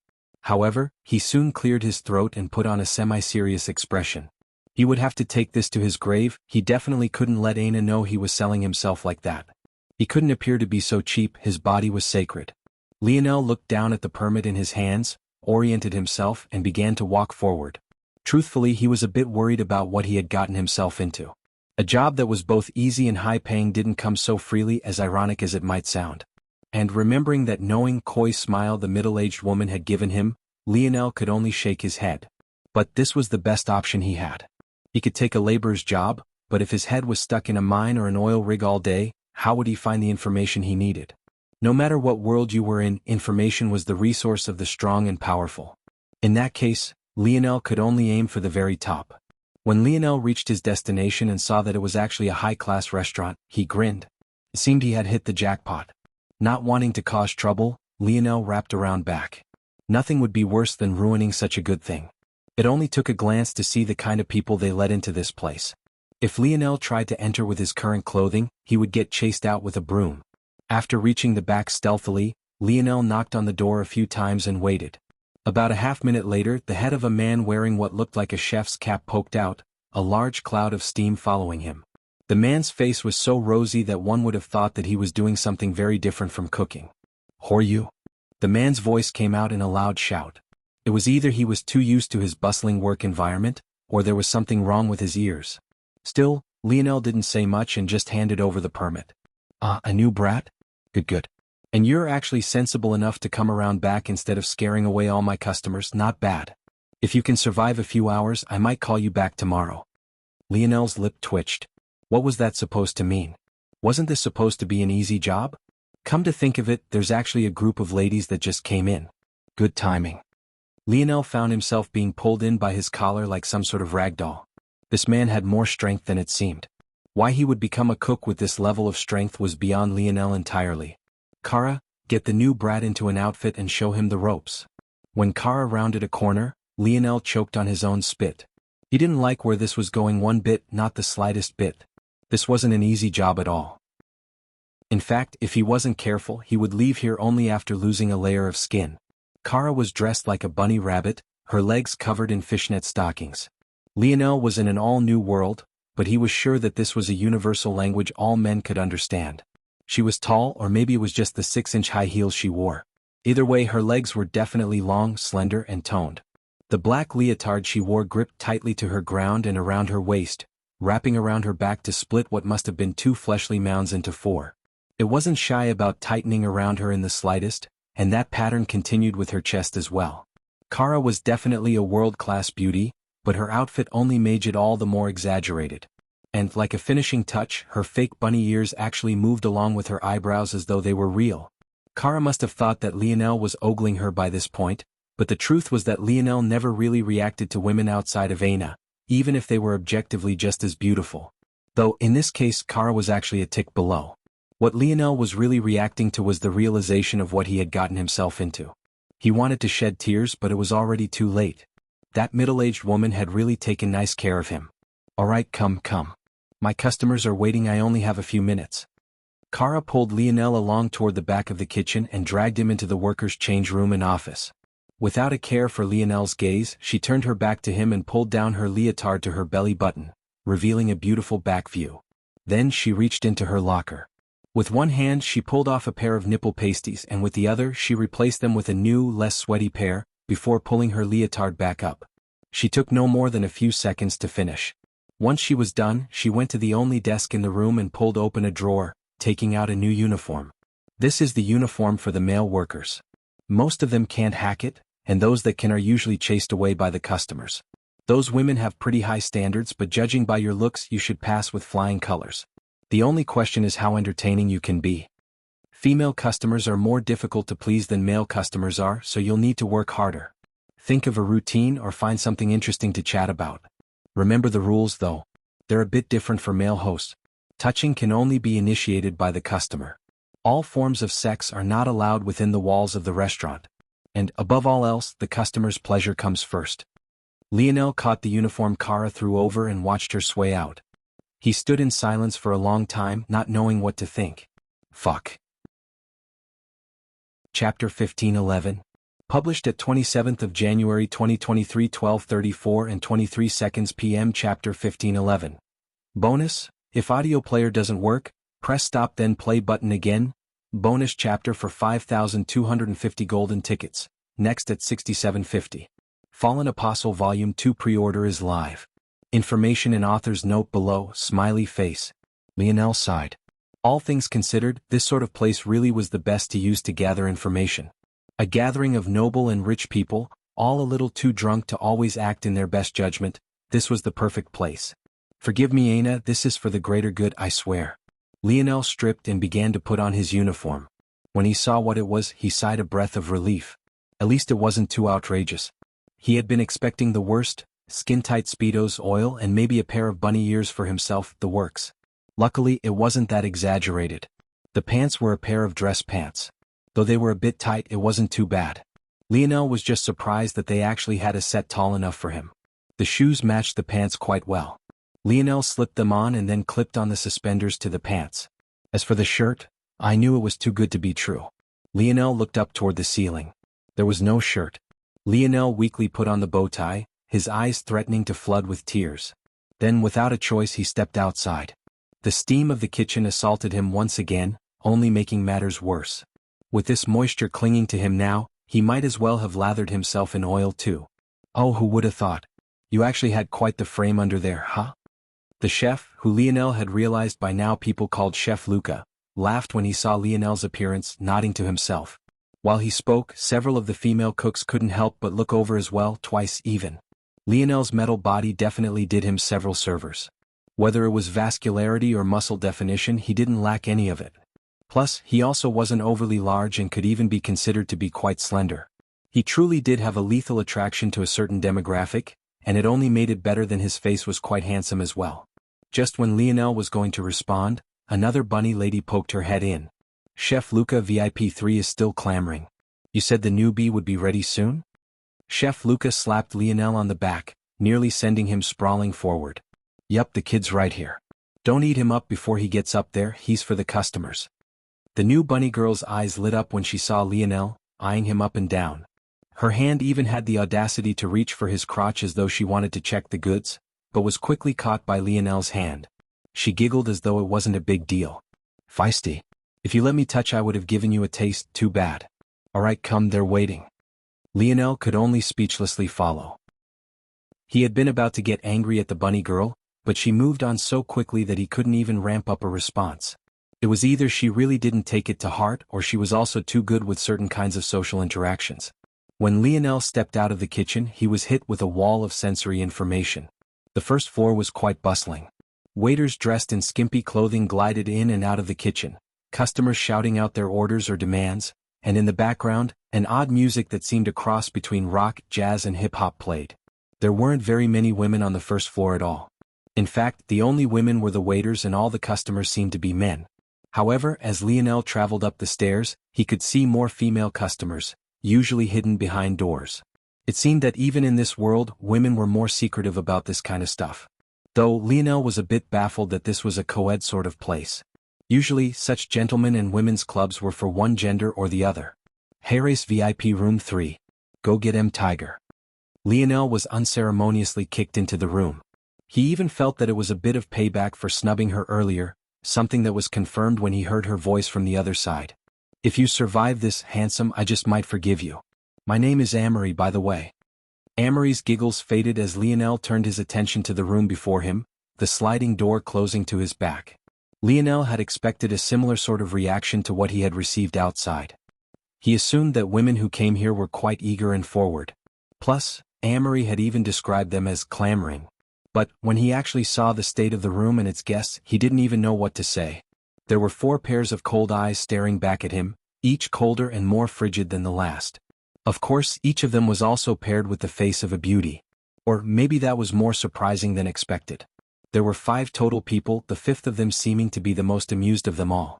Lionel didn't need anyone to tell him that this mischievous young woman had probably been the one to insist on his appearance.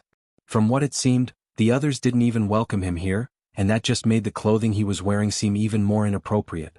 Lionel wasn't a person who got embarrassed easily, but that was more a product of the way he lived life. He did and acted as he pleased, following his own mind and heart, so of course there was nothing to be embarrassed about. But this, he hadn't planned or decided on any of this. To make matters worse, of the 5 women, only 2 were the young age of the mischievous woman. Of the other 3, one looked to be over 50 years old, while the other 2 seemed to be in their late 30s to 40s. Of course, this wasn't their real age and they were likely much older. But, as a person of Earth, Lionel had gotten used to judging people like this. At that moment, a flicker of killing intent flashed within the eyes of one of the 2 middle-aged women and Lionel's heart skipped a beat. It seemed he had really gotten stuck in something ridiculous this time. Chapter 1512. Published at 27th of January 2023 12:34 and 21 seconds p.m. Chapter 1512. Off guard. If audio player doesn't work, press stop then play button again. It didn't take a genius to understand what the problem was. Reputation was a woman's currency in worlds like this. Or, more accurately, this sort of reputation in specific. The young woman might have thought that this was a funny joke to play on her elders, but clearly she hadn't thought of the fact that doing such a thing put Lionel in danger. These women were all of high status and the pressure they gave Lionel was not small. They made the burly man and even Chef Luca look like jokes. Lionel had no doubt that if they wanted to kill him, or at least someone in the 5th dimension like himself, it would be a simple matter. These women had likely not even known what kind of establishment this was before they came, only deciding to dine here at the poking and prodding of the woman. And now Lionel was stuck in the middle of this mess. In their eyes, the easiest thing to do would just be to kill Lionel and be done with it. As for the young woman, at worst she would get a light reprimand. The fact that she had dared to do this in the first place reeked of coddling. This young woman had definitely been doted on and spoiled all her life. But at the end of the day, Lionel wasn't a normal person. The hint of killing intent he had sensed was all it took to flush the embarrassment out of his system, his own gaze even flashing with its own coldness for a moment as he stood straight. However, as quickly as the coldness had appeared, catching the oldest woman of them off guard, it vanished. This older woman was the only one to have shown killing intent, but that didn't mean the others wouldn't have caught on quickly. It was just that this woman was the most experienced of them and understood the magnitude of the situation very quickly, so much so that she was ready to act almost instantly. Clearly, given her strength, Lionel's own thinking speed might actually be inferior to hers. That said, that didn't mean that Lionel's reaction would be slow. Just when the coldness in his eyes vanished, he revealed a bright smile. Taking a step toward the table, he did something that left the women speechless. Lionel picked up a large pitcher of water, raised it high and poured it. This much would have been fine if his aim was a cup, but to the horror of the women, he poured the water toward the head of the mischievous young woman who had caused all of this to begin with. The young woman squealed, expecting a splash of water to drench her through. The other women were so caught off guard by the happenings that they, too, didn't know how to react. Was this young man crazy? Did they scare him so much that he lost his wits? Despite having the strength to dodge the water quite easily, as Lionel had deduced, this young woman had been coddled all her life. If even her seniors couldn't react to such a ridiculous situation, how could she? She ducked and covered her head with her hands, her speed actually fast enough for Lionel to raise an internal eyebrow. Other than this though, Lionel was quite calm. In fact, he was sighing a breath of relief. So long as they didn't act now, they wouldn't act later, at least not until much later, that is. Luckily, they hadn't thought of the possibility that he could be trying to start a wet t-shirt contest. If they did, then he really would be finished. But, to these prim and proper older women, when would they have ever stumbled into such a thing? They would probably only realize the problem after the young woman was drenched. That said, Lionel never had any intention of actually doing that. Just when the water was about to hit the young woman's hand-covered head, Lionel's free hand rose and sparkled with a delicate bluish-black energy. Like that, the flowing water became a sled of ice, the ice cubes that had once been in the pitcher following the winding trail of Lionel's fingers. The ice cubes became like sleds flowing down a mountain of snow, curving and often nearly falling time and time again as though they were in a real race. The ice track wound around Lionel and the young woman's bodies, filling the room with a refreshing cool air that it had lacked before. Then at the end of it all, the ice cubes fell from the end of the track and it seemed as though Lionel had finally made a mistake. But, to the astonished gazes of the women, one by one, the ice cubes neatly stacked themselves into a tall tower, wavering only slightly but ultimately remaining steady. Wah! The young woman had long since risen her head, watching this scene with a hint of unconcealed delight in her eyes. She had never seen anyone with such masterful control of force before. At that moment, Lionel clapped his hands and the slide of ice shattered into twinkling crystals that he quickly caused to gather up above his hand. With a pitcher in one hand and a twinkling ball of ice in the other, Lionel brought them together once more. Just like that, there was a plop of water and the ice had once again become a pitcher of liquids, the frosty force having been pulled out entirely. Lionel flicked his wrist, allowing the frosty energy to shoot toward the ceiling as he used his now free hand to pick up another pitcher of water. Then he began to pour them both over the tower of ice cubes without even the slightest hesitation. Right then, the ball of frosty energy he had thrown into the air fell back down, colliding with the two streams of water and the ice cube until they all formed a giant cube of ice about the size of a head. Lionel placed the two pitchers of water down and revealed a charming smile. He tapped his foot on the ground, causing the table to quake and allowing a butter knife to fly up, spinning into his hand. Then the butter knife began to glow with a golden light that caught the older women off guard and left the young woman dazzled. Chapter 1513. Published at 27th of January 2023, 12:34 and 20 seconds p.m. Chapter 1513. Which path? If audio player doesn't work, press stop then play button again. The young woman might not understand the magnitude of what they were seeing, but how could these older women now? In order to control the ice slide like Lionel had, he not only had to be able to control force outside of himself. In this world, this was something so rare that they didn't know how to put it into words. Lionel was oblivious to this, only doing what he needed to do to survive. But, he had already shocked the oldest women of them to such an extent that not only had her killing intent vanished, she looked toward Lionel with quite some interest. Of course, this interest had nothing to do with Lionel's looks, she was long past that age. And even if she wasn't, she was trained enough not to show it on her face. No, this interest was something entirely different, and it only grew further when the butter knife began to glow. The older woman sat up, perched toward the edge of her seat. And then, Lionel's hands began to move. It felt like watching poetry in motion, though it mostly lacked substance. Lionel didn't have the skill to add artistic conception into something so complex, but what he did have was his dream world projection. When it came to copying, Lionel was even better than a computer. A camera would be limited by its lens and the number of pixels it could capture. How could it compare to the human eye? And beyond that, how could the human eye possibly compare to internal sight?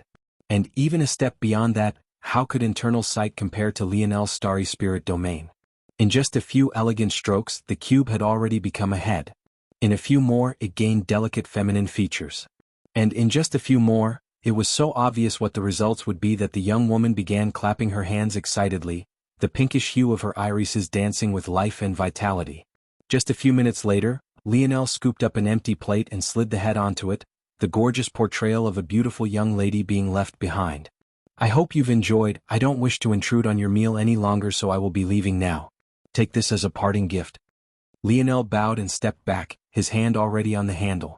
He had no intention of pushing his luck any further. These women were far too dangerous. He was relieved that he had managed to get so far and thanked himself for his quick thinking. But, considering his style of dress, things could quickly get ambiguous if he stayed any longer. Plus, these women probably wanted him to leave sooner rather than later in order to avoid misunderstandings. He could be considered to have done his job. The young woman pouted, but she didn't say much. It seemed that she also knew that she had pushed this prank of hers a little too far this time, and since Lionel had already done his job and given her such a nice show, she might as well let him go. However, what Lionel didn't expect was for him to be stopped. "Hold on a moment, lad." The old woman had quite a soothing voice, though hints of age and hoarseness could be heard within. Just looking at her, it wasn't difficult to accept that she had once been an astounding beauty in her youth, and she retained much of that even now though she looked to be in her 50s. "Yes, ma'am?" Lionel asked politely. "Have a seat. This old woman would like to ask you some questions." Lionel coughed lightly. Had he heard correctly? Have a seat? What was going on here exactly? He didn't sense any killing intent, but quite frankly he would prefer if he could just leave now. He wouldn't be able to relax around these people and his senses were constantly primed. Still, without much of a choice, Lionel could only pull up a chair and sit, lamenting for the 100th time about his lack of a shirt. But by this point the old woman didn't seem to care. The others, though, also seemed to be curious about what was happening. "What is your name?" "Lionel Morales." "Oh? You have a last name?" Lionel inwardly swore, did this world have such customs? In some cultures he had studied, a last name was mostly something the nobility had. Usually the commoners would only have their first name and nothing else. In such a society, last names were either bestowed by royalty or passed down through the lineage. This was why, often, being stricken from a family record had such a heavy negative connotation. It was akin to stripping your name from you. Of course, Lionel had always had the Morales name, so he didn't care much for the Luxnick's name. But the picture was clear enough. Lionel's mind jumped into overdrive trying to figure a way out of this situation. But he knew that this old woman's thinking speed might very well be beyond his own, so he could wait too long or his lie would seem obvious. Luckily, the old woman had likely already gauged his strength and would give a small grace to him for his assumed weakness. It wasn't long before Lionel made a decision and his gaze flashed with a cold light the old woman easily caught. From what he had observed in this world, there was a lot of butting heads and strife. He also felt that the secret to the abyss was deeper than he knew. In that case, yes. That was Lionel's response, simple and to the point. And yet, it seemed to be exactly what the old woman wanted to see and hear. She nodded in understanding, her gaze seeming to soften somewhat. However, this reaction only made her next words all the more hypocritical. "I see. Then what I'm asking of you now might be difficult for you to accept, but in your current situation, it's the only out I will allow you. Join my oligarch family or die. Which path do you choose?" Chapter 1514. Published at 27th of January 2023 12:34 and 19 seconds p.m. Chapter 1514.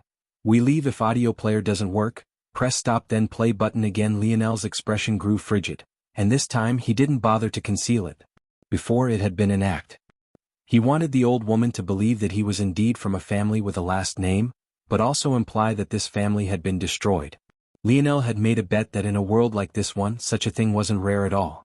In fact, he wouldn't be surprised if in every city like this one, there was a constant overturning of the big shots. Just from walking the streets, he had sensed the division of power and the tension, and just by the fact this old woman's first instinct was to kill him rather than shoo him away, spoke volumes. This old woman was a veteran of this world, she had definitely seen a lot. Just reading her disposition and inclinations told Lionel all he needed to know. So he assumed the identity of the final heir to a destroyed family. But that was exactly why this old woman's ask of him was so disrespectful. Her words were very precise.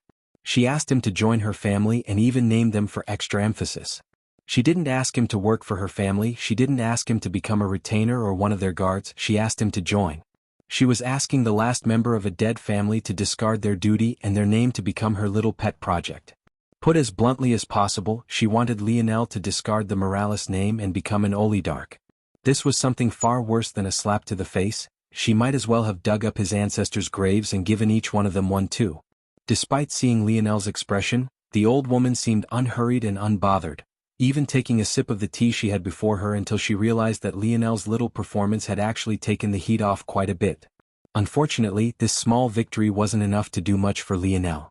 This world didn't mean much to him, it was just a zone he would be doing everything in his power to get out of. However, the character he was playing had no choice but to react like this. Well, if Lionel were to say that it was all an act, that would be an outright lie. His name was given to him by his father, the man he respected most. And even if he hadn't cared about his name that much, he didn't take too kindly to others disrespecting him. The young woman seemed stunned by the change in the situation, and even more stunned by Lionel's demeanor. She couldn't remember anyone ever daring to look at the old woman like that, ever. People were usually as quiet as mice around her, which was precisely why she thought that this prank would be so funny. Hey, don't look at my grandma like that. What's so wrong with joining my family? Lionel completely ignored the young woman. He had already forgiven her once for ignorance, but now he was getting annoyed. She looked to be in her 20s, he really couldn't understand how she had made it so far while being such an airheaded brat. Seeing Lionel ignore her, the young woman almost flared up again, but she was doused by a gaze from her grandmother. Mistress Olidark put her teacup down, her movements unhurried. She couldn't enjoy lukewarm tea, plus she didn't really care about giving Lionel time to think.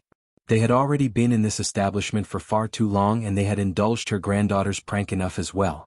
She calmly rose to her feet. You will come with us. If you perform well, you will receive more chances.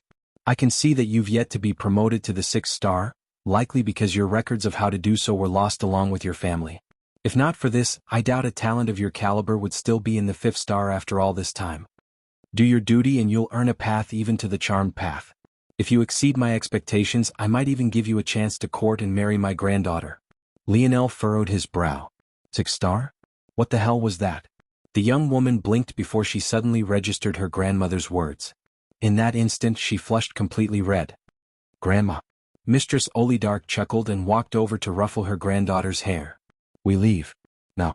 The other women stood quickly, following the old woman's lead. In the end, it seemed that there was no intention of giving Lionel a chance. The process of leaving the restaurant wasn't very difficult at all. Lionel was a new recruit to begin with and Chef Luca seemed too scared even to raise his head too high. What Lionel didn't know though was that soon after they left, a squad dressed in deep blacks appeared, slaughtering everyone. Whether it was Chef Luca, Kara or the mischievous Amory, all of them were now nothing more than corpses drowning in crimson alongside the customers they had been serving that day. Oblivious to this, Lionel could only make his way to the Olidark estate, a large land near the very center of the city. No, it could be said that it was the center of the city, the very beacon of the land itself. Lionel was of course finally given a shirt. And this shirt also happened to make his dress pants and shoes quite well, turning him from half a male stripper to a respectable young man in a single bound. The young woman, whose name Lionel knew to be Athri by now, seemed to become far more reserved now. However, Lionel wasn't in the mood to be bothered with her at all because his situation only seemed to become worse.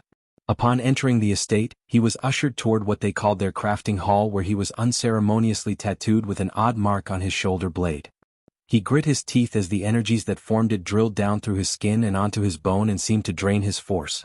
Lionel's senses were far too sharp. After seeing the tattoo just once, he knew it was designed to track him. They really wanted to keep him in his place. Without even time to rest and recover, he was called to Mistress Olidark once more. It seemed that she already had something for him to do. Chapter 15:15. Published at 27th of January 2023 12:34 and 17 seconds p.m. Chapter 15:15. Guarantees if audio player doesn't work, press stop then play button again.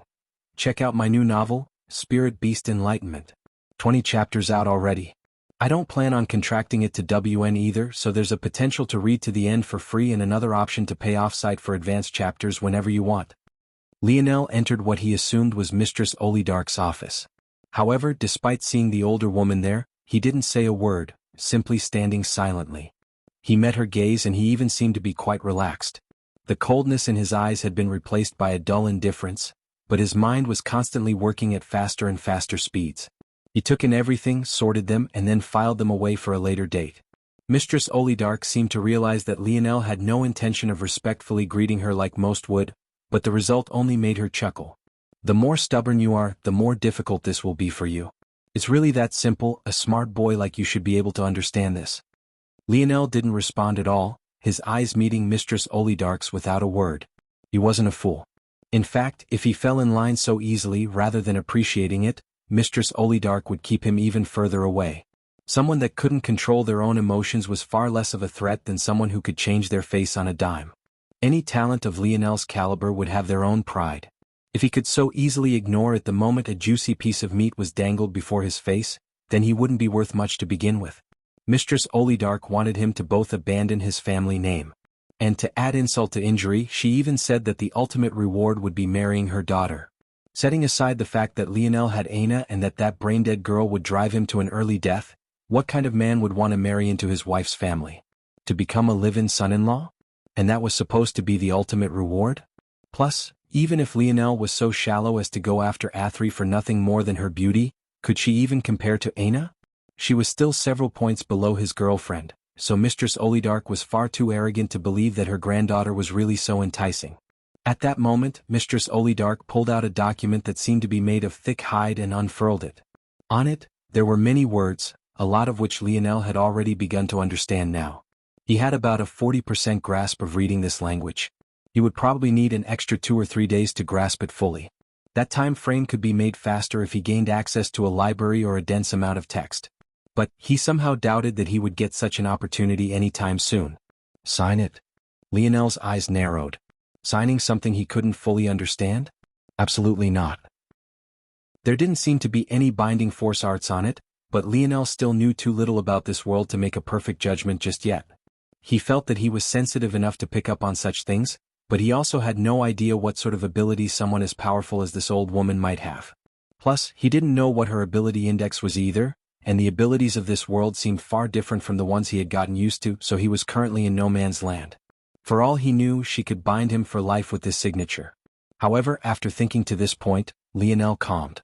If that was what this signature was for, then what would have been the point of the tattoo on his back?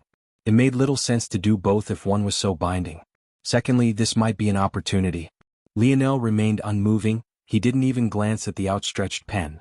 As time passed in silence, Mistress Olidark's light smile became colder and colder. This Lionel was truly testing her patience. It seems that if I don't teach you a lesson you'll believe that you're truly unbendable, The pen flew forward with a flick of Mistress Olidark's fingers, a pressure exuding from it that made it impossible for Lionel to move. However, even with this being the case, Lionel never had the intention of moving in the first place. He stared at the flying pen. The moment it entered the current 6-inch range of his starry spirit domain, he had already pinpointed exactly where it would land and exactly how much damage it could do. Without even hesitating, he used dream sense, cutting off the nerves in the area from sending any signals to his mind. The pen seemed to be aimed right for his throat, but it veered away at the last moment, piercing right through his collarbone and splitting the bone in two. Mistress Olidark had expected Lionel to show a hint of when the pen aimed for his throat, and then fall in pain once his bone broke. However, he didn't even flinch. His gaze never left her eyes, staring her down as though he wanted to see if she would actually dare. The pen snapped back, ripping out of Lionel's collarbone and back into Mistress Olidark's hand. Blood dripped from the end, a pitter-patter sound echoing through the room as it fell onto the parchment paper. If you want me to sign anything, Lionel started coldly, then there had better be guarantees. I'm not going to sign away my name and my dignity just so that you can string me along for a few decades until I've run out of use to you. If that's your plan, you might as well try and kill me now. Try. Mistress Olidark's cold smile turned into a deeper sneer. Do you think you can even breathe if I don't allow you to? The files in the room rustled, a pressure the likes of which caused the room to shake. The force threatened to bring Lionel to his knees, but his gaze only continued to flicker with a hidden violet. Yes, you can try. Lionel's voice didn't waver, his coldness matching Mistress Olidark beat for beat. Chapter 1516. Published at 27th of January 2023, 12:34 and 15 seconds p.m. Chapter 1516. Light and dark branch. If audio player doesn't work, press stop then play button again. Check out my new novel, Spirit Beast Enlightenment. 20 chapters out already. I don't plan on contracting it to WN either, so there's a potential to read to the end for free and another option to pay off-site for advanced chapters whenever you want. Sometime later, Mistress Olidark sat in her room alone, calmly stacking papers. At that moment, a seemingly insignificant shadow in the corner moved and morphed into a person. Is it done? Mistress Olidark asked. You shouldn't have allowed his leash to be so long, you will regret it, the figure cloaked in black spoke. Too long? Maybe it isn't long enough. He isn't useful to me as he is now. He won't even defeat even the weakest of all the live-in son-in-laws I've collected, let alone becoming the strongest of them. If I don't allow him some free rein, I might as well just kill him now like he said. Then let me kill him, you've given him too much. His benefits are even better than an elder's. Free access to all of our techniques and cultivation methods was a bridge much too far. Mistress Olidark chuckled. If you were in the 5th star right now and I stripped you of all the knowledge you had ever learned past that point, and then I gave you access to all the knowledge I have now, how long would it take you to be able to threaten me? The figure fell into silence. My level isn't one you can reach even if you have all the resources in the world, at least not with 100% certainty. At best, you would have a slightly better chance than most. And even if the certainty was 100%, how long would it take you? 5 decades? A century? Even for my husband, it took at least this long, let alone for a brat who's already past his prime age for reaching the 6th star. Then you want him to be your spearhead? I want those who've forgotten the name Olidark only because my husband and my son-in-law have been gone for a decade to remember it. Aside from Sebastian and Slayton, the others I've brought into the family are far too lacking, and even those 2 aren't good enough. This family needs a man. You believe that he is a better option than those 2? The figure seemed somewhat surprised. It was rare for a person like them to show any sort of emotion at all, so just this little bit might as well have been the equivalent of an avalanche to anyone else. Maybe I'm still unsure. If what he's shown is all he has, then no. But if the answer is no, then giving him such a long leash is even less of a worry. But if I'm correct and the answer is instead yes, then it's because he has something much deeper within him that I'm quite interested in. If this is your plan, then I assume you plan to use the ancestors' altar when the time comes. Are you sure you want to subject Athri to a life of marriage with a puppet? Mistress Olidark shook her head. That little girl has grown up too spoiled because she has no real talent of her own. Her only use is the Olidark blood that runs through her veins. With a talented husband, she might be able to produce an heir worthy of our family name. To do so is her duty. This life that she gets to live is built off the backs of the talents of the previous generations. She will also have to sacrifice something if she wants to be so carefree. The figure nodded. In fact, it didn't seem to actually care about Athri at all, it just wanted to hear exactly this response. The Olidark family was split into the light branch and the dark branch. The light branch was currently headed by Mistress Olidark while the dark branch was headed by the figure. They were both of the same family that had split many generations ago. In order to survive for as long as they had, a family needed a group of individuals with just as much vested interest in their success, who also happened to be willing to do the dirty work, and that was where the dark branch came into play. The truth was that the only ones who even knew of the existence of the dark branch were very select members of the light branch. This secret was one that was passed down in silence from generation to generation. Before, the figure had questions about whether their mistress would be strong-hearted enough to do what needed to be done. If the answer was no, then as they had done before, the dark branch would have to remove her and allow a branch family to come into their own. But the figure was very satisfied with the mistress' response. This was the character an Olidark should have. It was fine if the light branch had weakened somewhat. It couldn't be helped. The summons of those people could not be ignored, and it wasn't yet confirmed whether or not the former patriarch and their family son-in-law had died yet. There was still a good chance they hadn't. Physical weakness was allowed. However, a weakness of the heart should be rooted out as quickly as possible.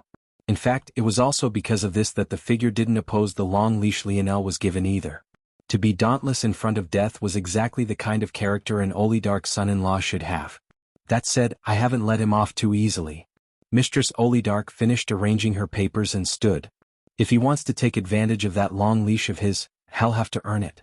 I've used a squad to keep an eye on him to make sure he doesn't get any funny ideas, but I'm sure he's smart enough to know that since I've released him so easily, I can reel him back in whenever I want.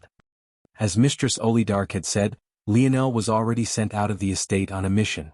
And he could obviously guess that he would be monitored if he was being let go so easily. What wasn't easy was what he was tasked to do. He stood at the edge of a deep abyss, shaking his head. His collarbone had yet to heal, but he was being sent on a death mission. How fun. Chapter 1517. Published at 27th of January 2023, 12:34 and 13 seconds p.m. Chapter 1517. Abyss. If audio player doesn't work, press stop then play button again. Lionel took a seat at the edge as though he couldn't sense anything around him. As expected, the abyss had wrapped all the way around the city. As for why, Lionel felt that he had a small understanding now after listening to Mistress Olidark. This city was placed here to protect what Lionel assumed was the world at large. As for what it was protecting the world from, it was down there, in the abyss. Lionel assumed that all of the cities were probably like this, protecting some sort of abyss from something. This sort of environment would also explain why everyone was always so high-strung and focused on power. They were, quite literally, on a battlefield. Mistress Olidark's exact words just a few minutes ago were, "My Trith city has been protected by my Olidark family for centuries. If you want guarantees, fine, I'll give them to you. But you won't receive them for nothing. Since you want to make this an equal exchange, we can do so. Everything you do will be done based on merits. You will be constantly monitored and your performance will dictate how much you receive. However, if you want to unlock these options, you'll have to bring me back the head of a 6-star demon. If you can't do that, you're not worth investing in." From these words, Lionel had made his deductions, and now he was sitting at the edge of the abyss. There were several people around him giving him odd looks, but they didn't say anything more and went about their business. This section of the city not only had chains running across, but they also had chains dangling down. Clearly, these chains were meant to be used to descend to whatever world was below. Lionel watched a group climb back up, beaten and haggard. One of them had lost an arm, and yet he was helping another who had lost a leg to walk. Yet they were all grinning ear to ear, carrying bags of a bloody something. It was clear that whatever they had killed down there made the journey worth it for them. However, there were quite a number of teams that didn't have expressions that were nearly as happy. It was either they had lost someone precious to them, or their harvest wasn't as great. Just by observing this alone, Lionel was sure that there were huge numbers of groups that never returned at all. It was cruel. Lionel had thought that the Void Palace was already a cruel enough place, but at least that establishment was a gathering of geniuses, the best humanity had to offer. But from what it seemed here, no one had such a chance. The entire world was the front line when the enemies were right beneath your feet. It was a sobering thought, and it almost helped Lionel to understand Mistress Olidark's forcefulness. With such pressure constantly weighing down on you, how could you always worry about doing what was morally upright? Lionel himself had been grappling with this problem ever since he stepped foot into the dimensional verse, and yet his problems weren't nearly as severe as this. Or so it seemed. Lionel touched his collarbone, it was still very tender. His passive healing factor had done quite some work, but it wasn't enough. Of course he could use, but he didn't want the Olidark family to know he had a trump card. If he could help it, he would only use what he had already shown them, his water force affinity and his spear force. He knew that he was likely being followed or monitored, he just didn't know how. So he had to be cautious.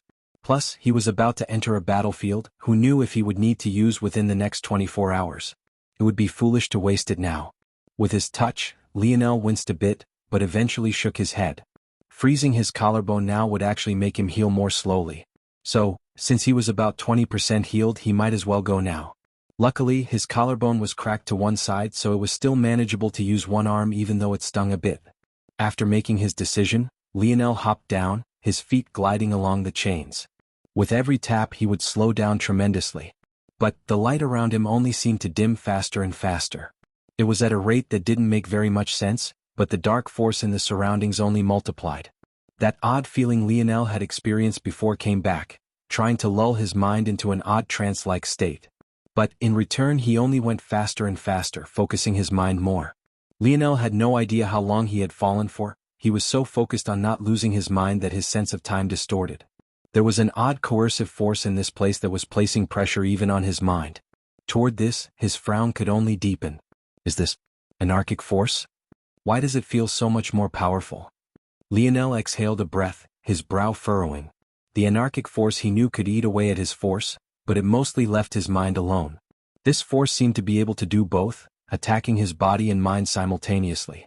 Just when Lionel was wondering if he should climb back up to regroup, the stars in his ethereal glabella rotated, cleansing away the force that attacked his mind and catching Lionel off guard. It had such an ability? Lionel was a bit stunned. If this was really anarchic force, nothing should be able to just wipe it away like that. What was happening? Lionel's feet suddenly hit solid ground. Caught off guard, his knees bent somewhat awkwardly, but he managed to catch himself. Lionel frowned. Looking around, it felt like everything was dark, his eyes could hardly see anything. He couldn't even see the chain that had been by the side of his own as he descended. After walking forward, Lionel's expression changed. The chain actually wasn't there at all. It was like the two chains had transported people to completely different regions despite being right next to one another. Just when Lionel was going to mark the location of his own chain so he didn't lose track of it, the growl of a beast licked at his shoulder and neck. Chapter 15:18. Published at 27th of January 2023, 12:34 and 12 seconds p.m. Chapter 15:18. Demon World. If audio player doesn't work, press stop then play button again. Lionel's expression went cold, his body flickering. Even without relying on his ethereal star force, the speed he could tap into with his body alone was far beyond what most could match. A spike of pain came from his collarbone, but with his dream sense he would never allow it to impact his movement. At that moment, a sharp wind whistled by his neck and shoulder. The danger made Lionel's hair stand on end, but he still didn't see the result. However, just because he couldn't see it doesn't mean he couldn't hear it. A whip-like mark cut across the ground, the grating sound of stones splitting entering Lionel's ears. Lionel tapped his foot on the ground, his speed accelerating once more as his palm flipped over to reveal his chain domain spear. In that moment, an absolute domain formed around him. His spear force acted like it had a mind of its own, springing to light like a flashbang of gold. A cycle of spear force spiraled to life, rotating with a vicious momentum ready to shred everything in its path to pieces. At the same instant, Lionel secretly tapped into his wisdom spirit branch, allowing his eyes to be replaced by that of the starry-tailed fox. His pupils dilated, a slightly brighter sheen taking hold of his irises. Though it was weaker than when he allowed himself to fully enter his fox form, it was far sharper than his normal vision. What he saw, though, made his eyes narrow once more. His spear force formed a wall of rotating golden energies. Beyond it, a grotesque humanoid beast-like creature fought against it, its flesh somehow strong enough to withstand it. It looked like a werewolf but not. It stood on digitigrade hind legs, but its hands, or rather paws, had sharp claws that were each like scythes. Not a single one of them was shorter than 2 to 3 feet. It had a long snout like a wolf, but it also had a mane like a lion. Well, if a lion replaced all its hair with a dense black fire instead, that is. Its crimson gaze stared at Lionel through the rotating cyclone of spear force, its scythe-like claws trying to rip a path through. Lionel's expression turned cold. Piss off. Forceful.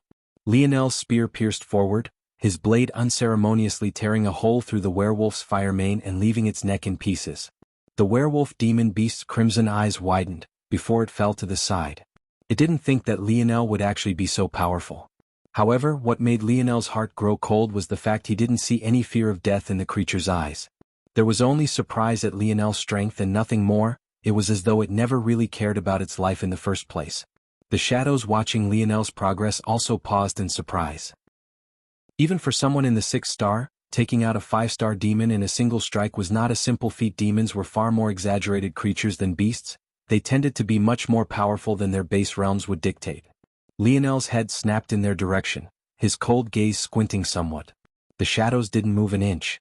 They had slipped up once, but they were extremely professional. It was just that Lionel's feat was far too surprising. This was definitely something they would have to report later. In their estimation, so long as they didn't move, Lionel would eventually believe that he had made a mistake and turn away. And sure enough, Lionel turned away again after frowning slightly. Still, they couldn't help but be inwardly shocked again. Such a small slip-up wasn't something that a 5-star should have been able to see through either. What they missed, though, was Lionel's sneer after he turned away. He had been making it a point not to show too much of his strength. But this was still within the realms of acceptability. He would be fine so long as he only continued to lean on his water force and spear force. However, he had purposely made that strike as dazzling as possible for 2 reasons. First, he wanted to learn of the standards of this world, and he also wanted to expose those following him. Now that he knew where they were, they could forget about continuing to hide from him. So long as he knew exactly where they were, he would be able to protect his life better without being too restricted. He could take advantage of their perspective to hide more of his strength, while simultaneously not being worried about displaying a bit more of it. Lionel shot forward. In such a dark area, he had definitely released far too bright of a light. He was practically yelling and screaming to every threat that he was right here. He made sure to note where the chain was. While he trusted his sense of direction, the fact the adjacent chain had disappeared told him that there was more to this world than he thought. Surprisingly, though, the darkness didn't remain for long. Lionel went from being shrouded in a perpetual black to entering a work of red-black a moment later. Up ahead there was a land of mountains and hills. The earth was a dark red and the skies were a black-violet. The clouds had a weird bluish hue to them that made it feel like the fog of a hallucinogenic drug. Lionel's head snapped back and he found a curtain of blackness. The abrupt change was jarring and didn't make much sense, but Lionel deduced that this was likely something that kept the city and the above world protected. He was correct. Only humans and demons beneath the sixth star could pass through this seemingly flimsy curtain of black. But this also meant that Lionel was in the true world of demons now. Lionel's steps pushed forward, entering a forest of dead and black trees, looking for his target. However, his goal was deeper than just this. Chapter 1519. Published at 27th of January 2023, 12:34 and 10 seconds p.m. Chapter 1519. 6-star demon. If audio player doesn't work, press stop then play button again. Happy New Year everyone. Hope your 2023 is a million times better than your 2022. I will be taking a one-day break tomorrow and will be back the following day with more chapters. Lionel stepped over another corpse, his gaze incomparably focused. There was a large population of 5-star demons in this region. He seemed to run into another one every few dozen meters. Every time he took one down, he tried to see if there was anything special about them, or maybe something that connected them, but the answer seemed to be no. What he didn't know was that the shadows that were following him all had weird expressions. They had never seen someone so casually ignore demon corpses like that. Did he not know the value of them? Or did he really not care? 5-star demon corpses were very useful even into the 6th star. Only 7-star individuals wouldn't bother to give them a second glance. Well, either that or the true geniuses of the 6th star. Of course, they had no idea that Lionel truly didn't know. Lionel knew that he was being watched, so he was trying to find a method of stealthily finding out what he needed. If he couldn't, that much would be fine too. After he gained access to the Olidark family's library, he would find out one way or another. It wasn't that difficult for him to kill these demons to begin with. It was at times like this that the range of his starry spirit domain being so short was truly a problem. If he just had a meter or two, then he could envelop the demon corpse entirely. Then, he could enter it perfectly into his dream simulation, then use a dream clone to check several methods of making use of these corpses. So long as the process wasn't too involved or require anything too complicated, it would only take him a few seconds to figure out why these demons were so valuable. Unfortunately, he couldn't do this, and there wasn't anything that seemed to tie these demons together. They all were of varying sizes and strengths. They used different methods to attack. They didn't even look the same. After the first werewolf demon, they ran into a spider demon, a snake demon, and he had even run into a weird-looking whale demon that quite legitimately looked like a whale with 2 powerful legs. How could he find any patterns like this? Lionel's steps paused, his heartbeat becoming more solid and sustained. Up ahead there were 2 demons. No, more accurately, there was one demon and the other was nothing more than a ravaged corpse. Lionel had never laid his eyes on something so eerie in his life. It was a beautiful creature. Or rather, it should have been. It was a unicorn with a beautiful white mane and silver hooves. From the back, it looked like it had come right out of a fairy tale. However, when Lionel got closer, he noticed that it was nothing short of a nightmare. Its neck and part of its torso was split in 2. Grotesque vines wiggled out from the oval-shaped bloody hole, dripping with a sticky, viscous and clear liquid. The mouth of the unicorn demon was filled with 3 rows of sharp teeth. Every time it bent down, it ripped out another chunk of the demon beneath it, chewing with a sickening look of satisfaction in its eyes. It seemed that Lionel had found his first 6-star demon. The shadows watched this scene with their own gazes focused. Would he run? That was their first thought. Lionel didn't understand anything about demons, but they knew beautiful demons like this were among the most dangerous. The less demon-like they were, the more powerful they were. As for why this was, no one was entirely sure. Or, at least those of their level had no idea. Even if this was just a Tier 1 6-star demon, it was more dangerous than even most mid-level demons. In their opinion, Lionel's luck was terrible. Even if he chose to run, it was probably already too late.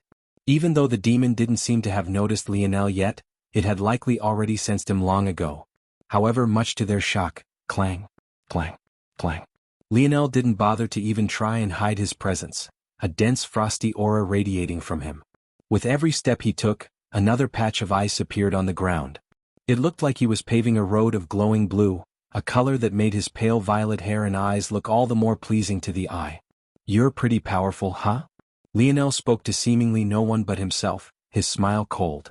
It wasn't a guarantee that the demon could even understand what he was saying as it finally looked up from its meal, curious about why this small human wasn't running. How about you play with me a bit then? Lionel stretched out his spear with a hand, the point beginning to glow with a furious golden light. The unicorn demon bared its teeth, All three rose glistening with blood, saliva and chunks of flesh. Lionel didn't seem to care about its answer. With another step he vanished. But the reaction of the unicorn demon wasn't slow in the slightest, the tentacles wiggling in the gaping hole shooting forward to intercept him. Clang, clang, clang. Lionel's spear pierced outward with an unconscious speed, leaving after images in the air. It almost looked like he too had dozens of tentacles attacking at once. To his astonishment, the tentacles of the unicorn were both flexible and as sturdy as blades. Every collision felt heavy and nothing like flesh at all. Lionel's gaze flashed. Swift. Clang. Clang. Clang. Clang. Clang. Clang. A curtain of gold seemed to cascade from Lionel, his speed reaching the point that the unicorn demon suddenly found all of its tentacles slapped into various directions. Before it could react, Lionel had appeared before it, his spear aiming right for its brows. At that moment, the unicorn demon released a low growl, its singular horn and its silver hooves beginning to glow a beautiful bright crystalline color. Its head lowered, its horn intercepting Lionel's blade. Bang! A strong force ripped Lionel from his feet, sending him flying backward like a speed bullet. At the same time, the wave of tentacles recovered, chasing after him with an aura of bloodlust multiplying around them. Chapter 1520? Published at 27th of January 2023 12:34 and 8 seconds p.m. Chapter 1520.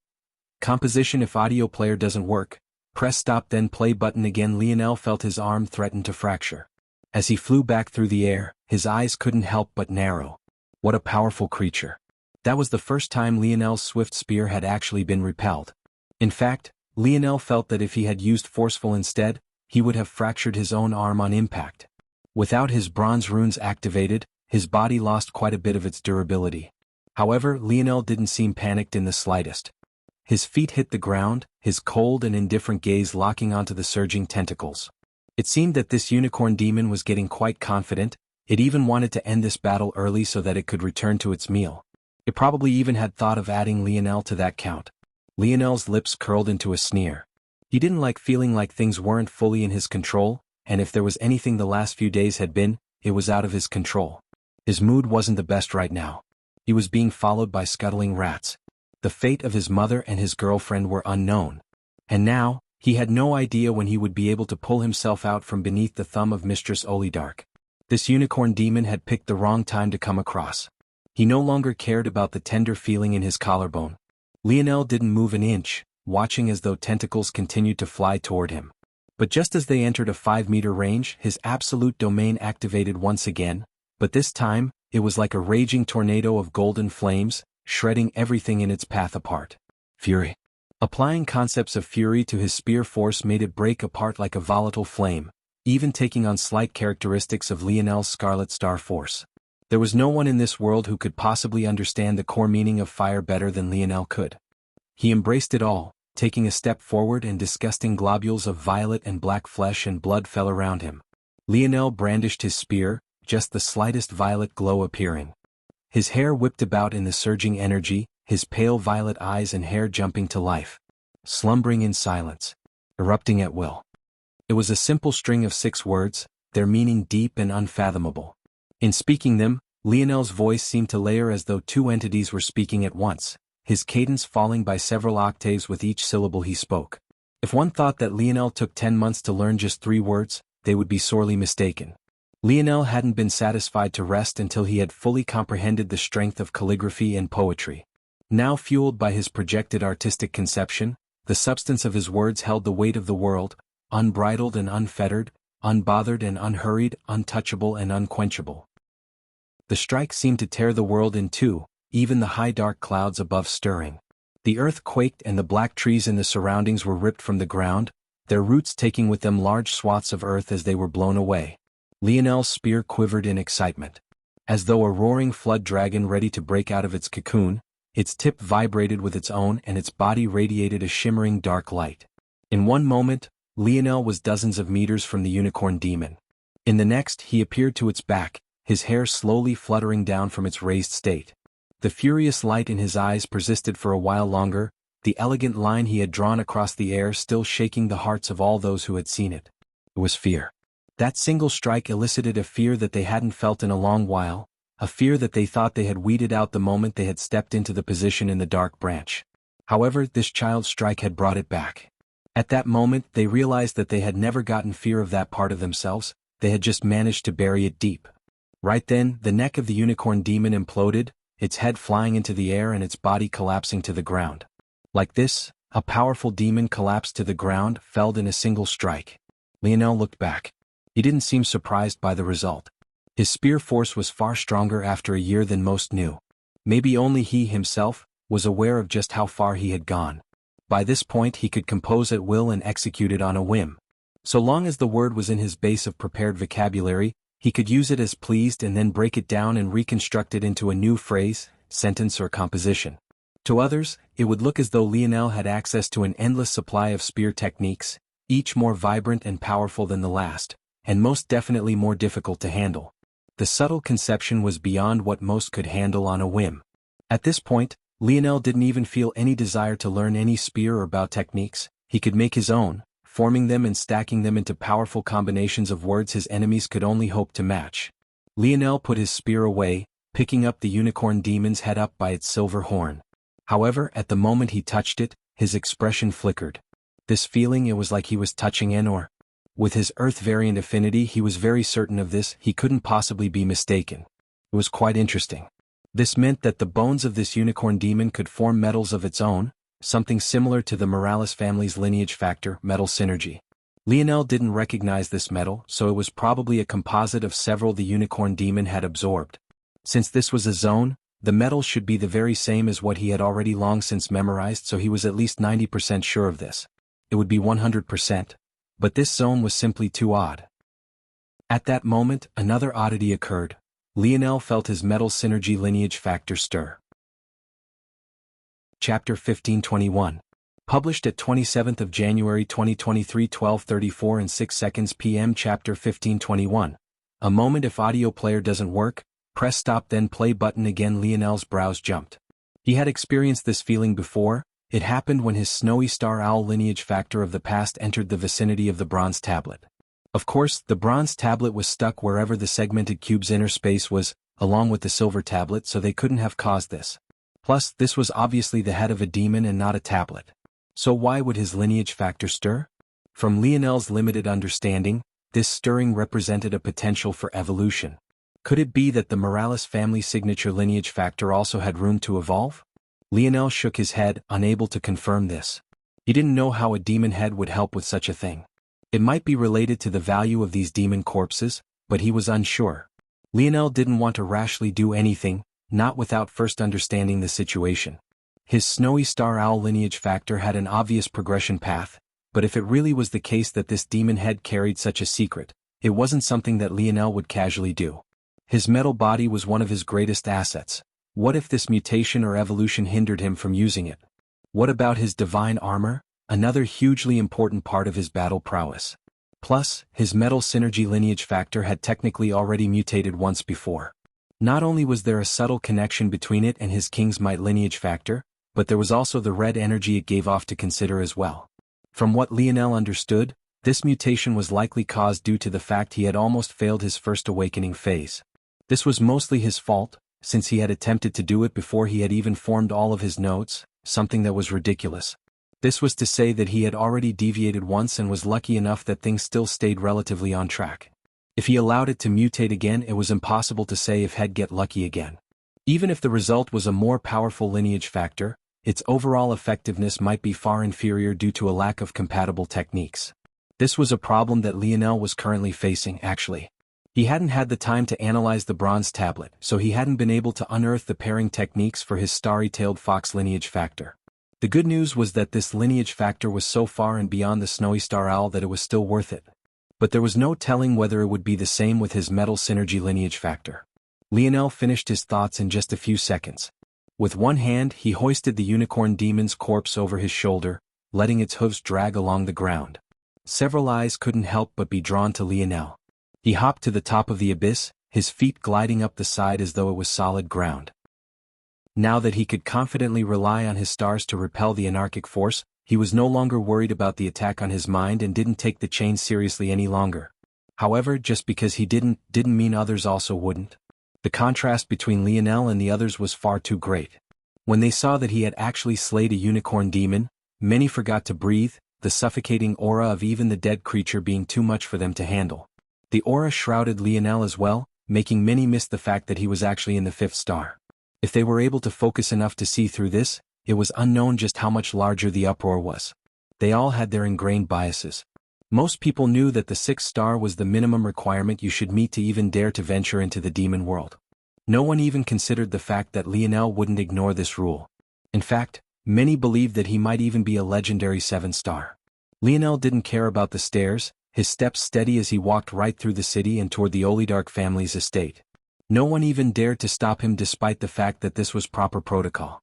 The gates of the Olidark family estate were always open. Why close them when no one would dare to casually stroll in to begin with? Maybe that was why Lionel's appearance was all the more shocking on that day. Several of the guards, servants and members of the family were stunned into silence.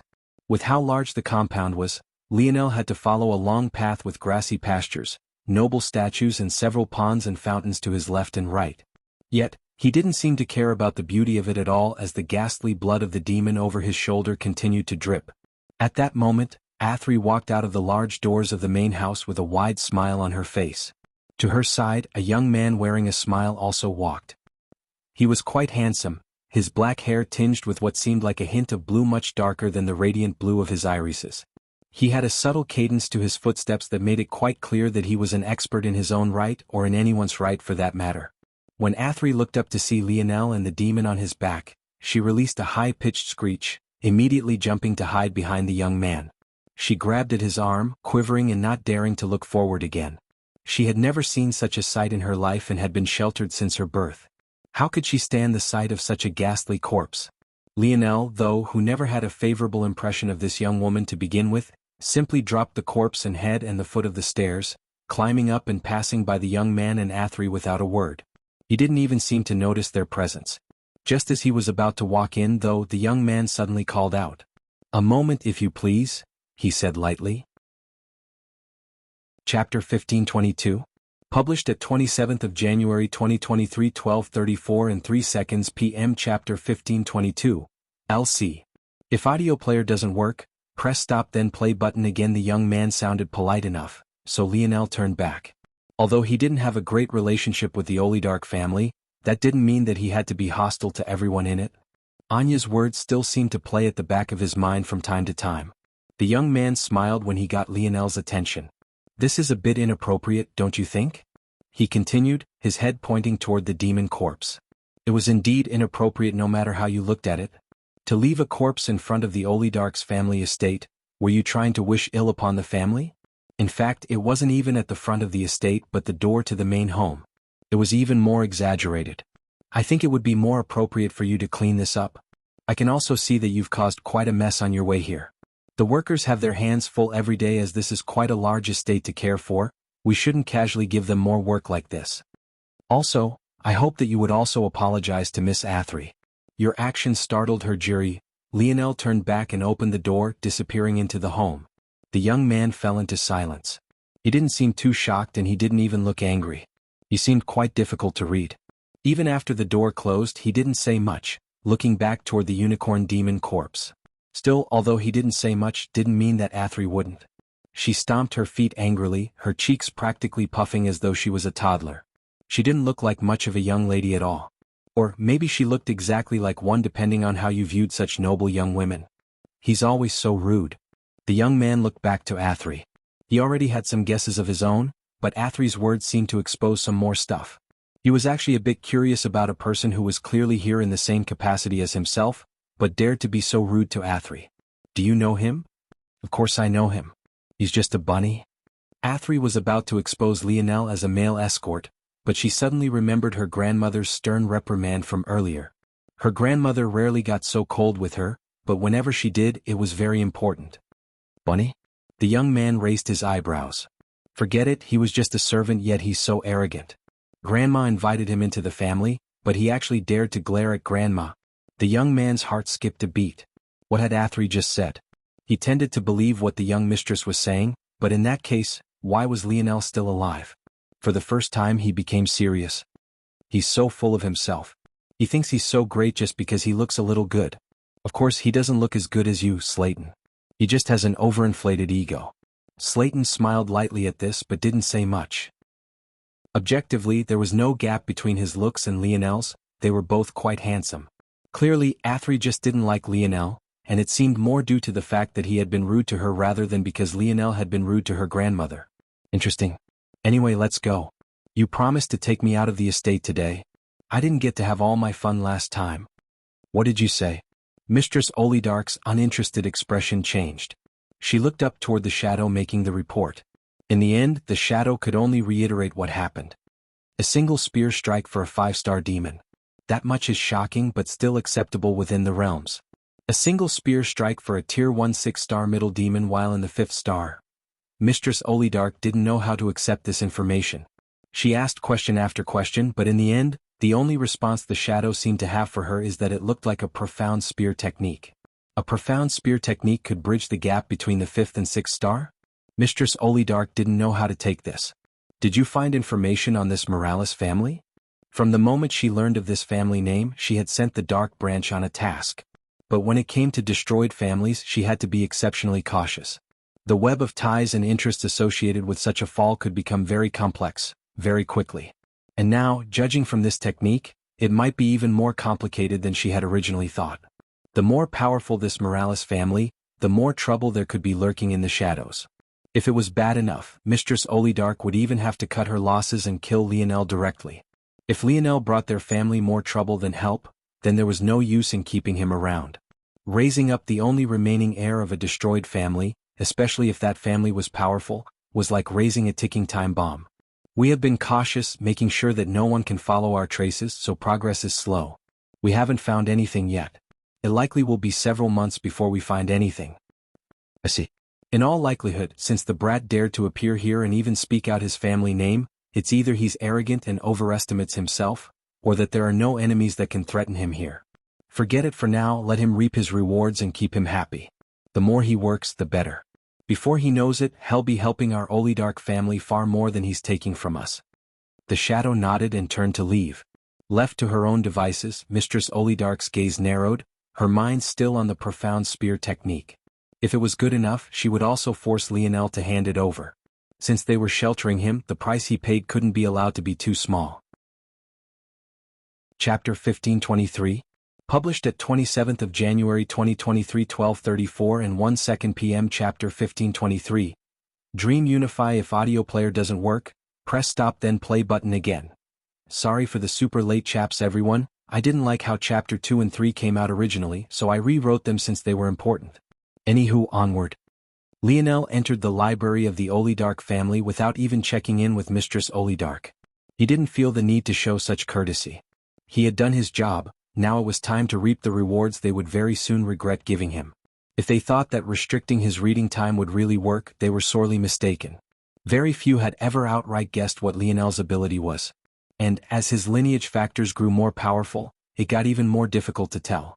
Those of the dimensional verse had an easier time because they knew which families he was born from and could, as such, deduce which of his strengths came from them. But those in this zone clearly had no idea, or so Lionel hoped. This world was too unlike the one he was used to. Since this was a zone, it was definitely a point in history at some time or another. So, the idea that a Morales family could exist here wasn't impossible. But Lionel just wasn't sure. The main reason for his confusion was precisely their naming convention for the dimensions. A name might sound insignificant, but after what Lionel learned about constellations he started to pay more attention to them. Also, even if he didn't care to do this, the change was far too jarring. Lionel was no longer the ignorant pup he had been in the beginning. After reading so many books from the Void Library, his knowledge foundation was far too solid.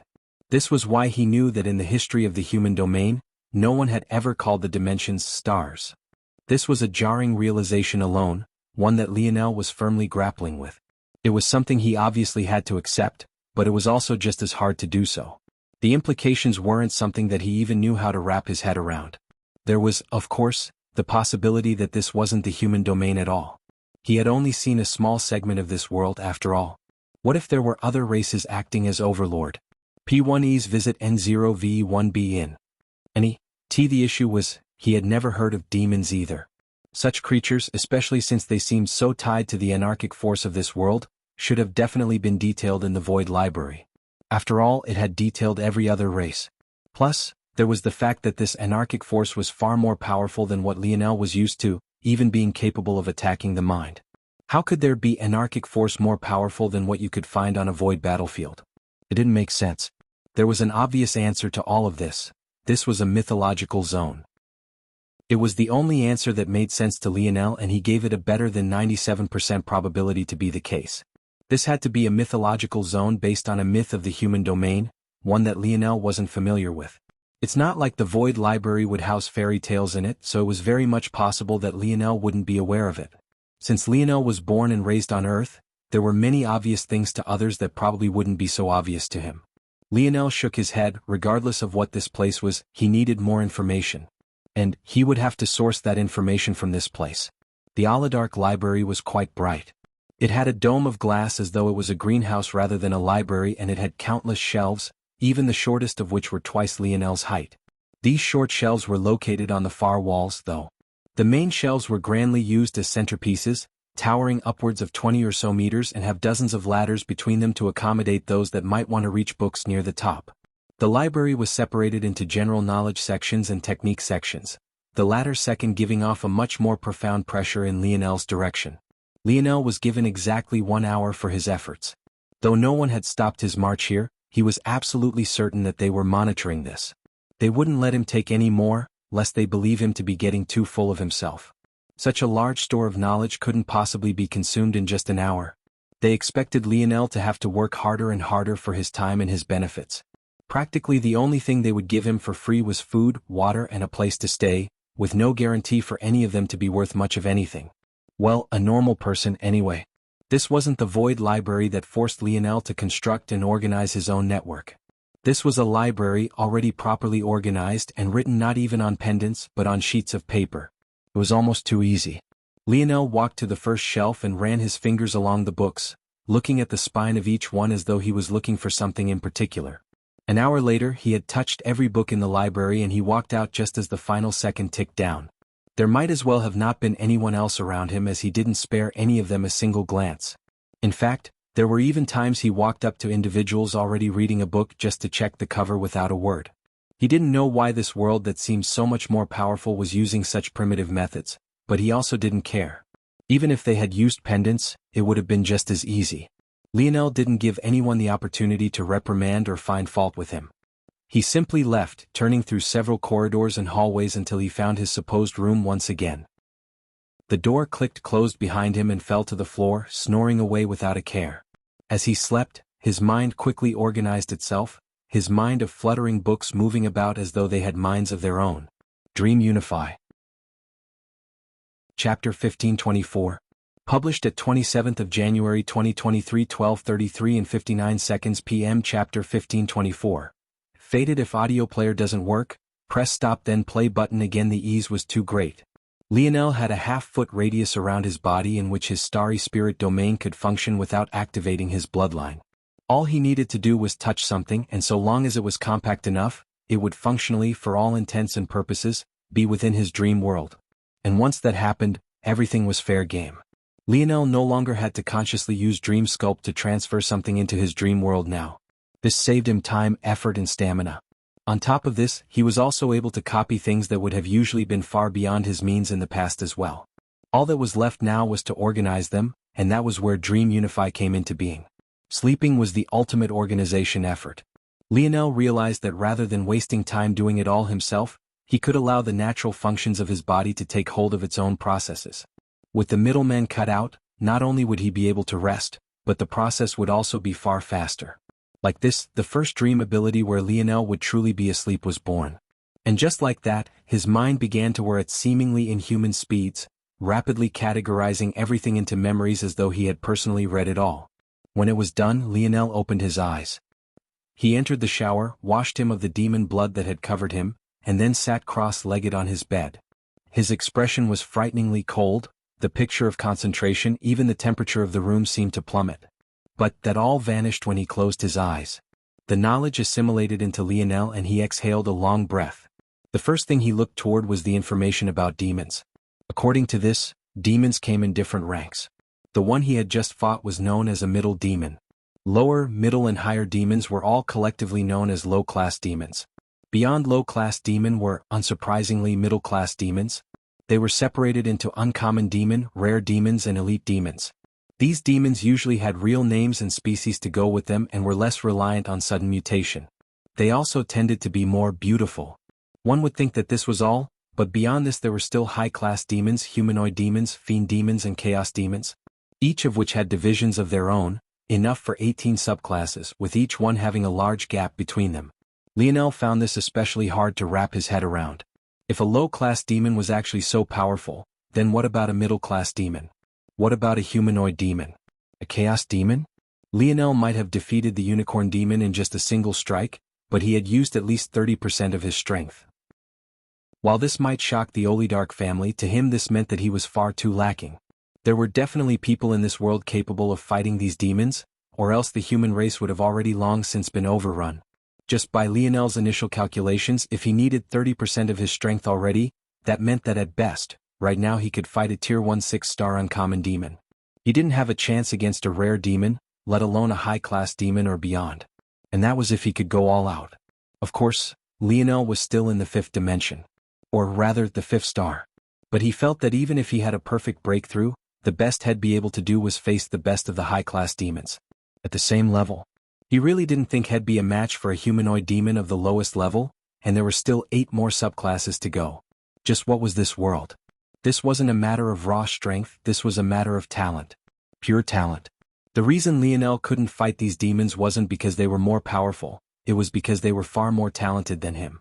And, by proxy, this meant that there were also humans here far more talented than him.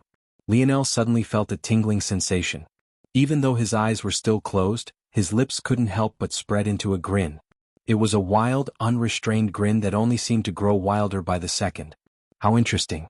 When Y-Star Order told him that there were plenty of people out there that were more talented than him, he had believed it. But when he entered the Void Palace, he was fairly disappointed. His excitement came, but then it fizzled out just as quickly. Things just became uninteresting to him. If it wasn't for the Green Thread faction antagonizing him, he probably wouldn't have bothered with much other than preparing himself for the air war. After all, Lionel had yet to revive his friends and he still had a lot of work to do toward building a faction in the future. He didn't have time to play petty games. Though defeating the Green Thread faction would have actually netted him quite a bit and thus made it worth it. Still, Lionel had resigned himself to that boredom. Of course, Lionel had also yet to meet the true geniuses of the Void Palace. He hadn't met the previous Amethyst token wielders, nor had he fought Amory at his full strength, and he also hadn't faced off against the members of his generation after they broke through to the 6th dimension. But he still could only deal with what was right in front of him. And nothing that had been in front of him excited him aside from his grandfather's way of the spear. Ironically, though, his mastering a portion of that only made things more boring. Now, though, Lionel couldn't help but realize that if he hadn't mastered calligraphy, what would have become of him? Let alone a middle-class demon? Would he have even been capable of defeating a low-class demon? The appearance of this zone had been so abrupt and sudden, there was no time to prepare. He was simply thrust into this situation without cause or warning. What if his uncle had let him run away that day? Or what if this zone appeared a year earlier? Lionel's grin faded. The problem with his mindset seemed to become more glaring to him every day. Chapter 1525. Published at 27th of January 2023, 12:33 and 57 seconds p.m. Chapter 1525. 1 month. If audio player doesn't work, press stop then play button again. Lionel knew that it wasn't his ice control that had gotten Mistress Olidarch's attention. It might have caused her to perk up a bit, but it wasn't until he displayed his spear force that she decided against killing him and took him in. For all Lionel knew, if he hadn't learned this way of the spear, he would have been killed on the spot, never to see the next day. It was quite a sobering thought. No? LBI? NEDA part of Lionel still believed that he would have found a way to escape. But as a person who claimed to be so rational, these thoughts of his were wholly irrational. He didn't even realize that he had had such inner thoughts until Aina pointed them out to him, but now it felt so obvious. It was no wonder his dad laughed at him when he talked about being a king. A king, of course, needed confidence. But didn't that confidence need to be built on something? Lionel thought that he was. After all, his mind was his most powerful asset. He believed that he could think and smart his way out of any situation even if he lacked the raw strength. Even his dream class ratings were based on this. But wasn't that all theoretical? Lionel opened his eyes and looked out of the window. There was no sky, no clouds, hardly any sunlight. It was just a wall to what was probably another big house or mansion in the estate, an estate that was essentially nothing more than a cage to him. Lionel suddenly remembered that day on the battlefield.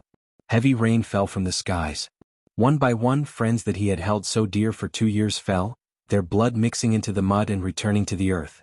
Every death was like an added weight on his shoulder, a deeper sort of promise that he swore to keep. But what if that was the real world? There would be no reviving them. It would be too late to regret his weakness. Right now he was stuck in this world, stuck in this cage. His mother was out there. The woman he loved was out there. His brothers were out there. And he was here because he was too weak to leave to go to find them. They said that the human mind was good at forgetting and glossing over tragedy. It was also pretty good at forgetting that one day we'd all die, something that quite a scary proposition, entering an unknown abyss on the other side, and yet people still managed to live day to day with a smile on their faces. Lionel thought that he was different. He believed himself to be some logically superior being. Even his moral compass was kept dear to him as though he was blessing the world with his kindness. He couldn't find a reason to place the worth of his life above another, so he might as well consider himself their equals. It made him sound like a prick when you put it like that. And maybe he was one. Clearly he wasn't much different from anyone else. That traumatic day he experienced in the Valiant Heart Zone, that day when all his thinking, all his planning, all his logic, all his intelligence, all his smarts was worth not a damn thing, he seemed to have just casually forgotten it. And why? All because he could just revive them with a tablet? It was quite funny when he thought about it. He couldn't find a reason to place one life above another, but didn't this tablet that could revive the dead do so easily? Wasn't there a different energy requirement for reviving each person? If there was no intrinsic worth, then wouldn't they all be worth the same price? Why did he still care then? His life was worth more than theirs and these high-class demons were worth more than him. What was the point anymore? This tablet could obviously accomplish something he could not, so clearly it knew better than him about the secrets of life. Wasn't that the logical conclusion? With his intelligence, shouldn't he have thought of that problem long ago? So why had he rejected it? Lionel turned his head away from the window and closed his eyes once more. He took deep and steady breaths. He never really hesitated to give worth to people. Most would hesitate to say which parent or child they loved more, and yet Lionel felt pretty clearly that he favored his dad. Most would never sit idly by as the woman they loved was married off to another man, and yet he had, and he was even smiling in his own little world all the while. Most wouldn't try to logically understand things that were clearly beyond their means, and yet he tried to do so all the time. It was like he was also trying to fit puzzle pieces into places he knew they didn't fit, stubbornly and arrogantly jamming them in again and again, yet still being unsatisfied with the result. What did all of this mean? What was the answer? Where had he gone wrong? Or was he even wrong at all? Lionel didn't have an answer. It was all too complicated even for him. He didn't even know where to start. He suddenly felt the strong urge to see his father again, to see his mother, his uncle, his Aina. He felt lost, his previous feelings of eagerness vanishing.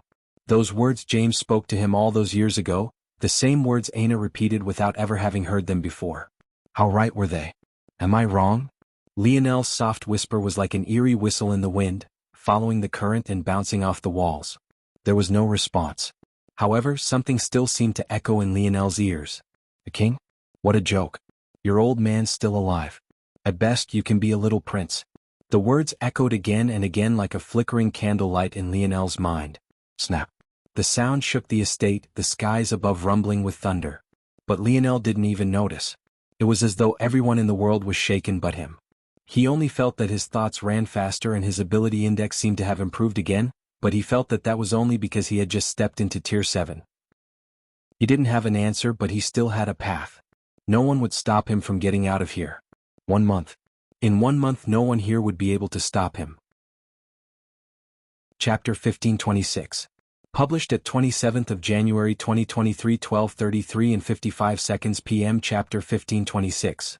Stars. If audio player doesn't work, press stop then play button again. Lionel entered a state of unprecedented focus, his mind reaching a state of tranquility as he began to focus on what would most help to achieve his goal, the magic system of this world. The books were far more complex than Lionel had originally given them credit for. While they didn't store their information in pendants, The pages of their books held a special magical ability to hide and store more information than their dimensions would seem to allow.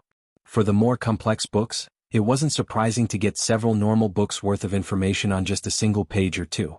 Regardless, the introduction of this world's magic system was fairly simple, or overly complex depending on how you looked at it. If Lionel had to describe it in just a few words, it was as though all of the most important branches of power systems in the dimensional verse had been combined into a singular discipline. Quite frankly, if it wasn't because Lionel was so focused, he just might gasp in amazement. The magic or power system of this world was predicated on stars. And these stars were designed with the constellation realm of the universal cycles in mind. From birth, the people of this world were innately born from anywhere from 0 to 3 stars. In truth, these weren't true stars but could be considered a precursor. These stars would be very small and immature. Depending on several factors, these stars would also dictate everything about your talent. Those who could not use the force of this world were usually born with 0 stars. When Lionel thought to this point, he obviously couldn't help but turn his mind toward dimensional cleanse. Could this be the reason he could use his force here while the others could not? Lionel had no real way of knowing if this was true or not, but what he did know was that the formation of stars in this world beyond birth required much more effort than what he had put in. If it was really because of dimensional cleanse, it just didn't seem to make sense. If the stars of dimensional cleanse and the stars of this world were equivalent in function and nature, then shouldn't he be a powerhouse? He already had 8 stars, how could the likes of Mistress Olidark possibly match him? In addition, the formation of stars in this world was reliant on a complex step-by-step process.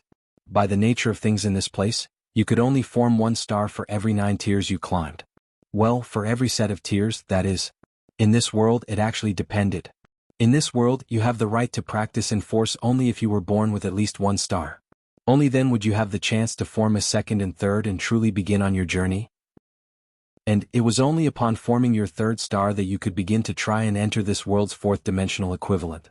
This meant one very obvious thing. The hunters that Lionel had met when he first entered this world weren't even 4th dimensional existences. He couldn't fathom the fact that this was true, so he hadn't even been able to see through this. From this point, once your 3rd star was formed, you could begin to grow and nurture your stars via the formation of your force nodes. In this way, this process worked exactly like it had when Lionel was in the 3rd dimension. In fact, the 4th dimension and 5th dimension worked exactly the same ways as well. In the 3rd star, one would form their nodes. With every node formation, the more compatible the location was with you, the higher resonance it would have with your stars, and the more growth it would have.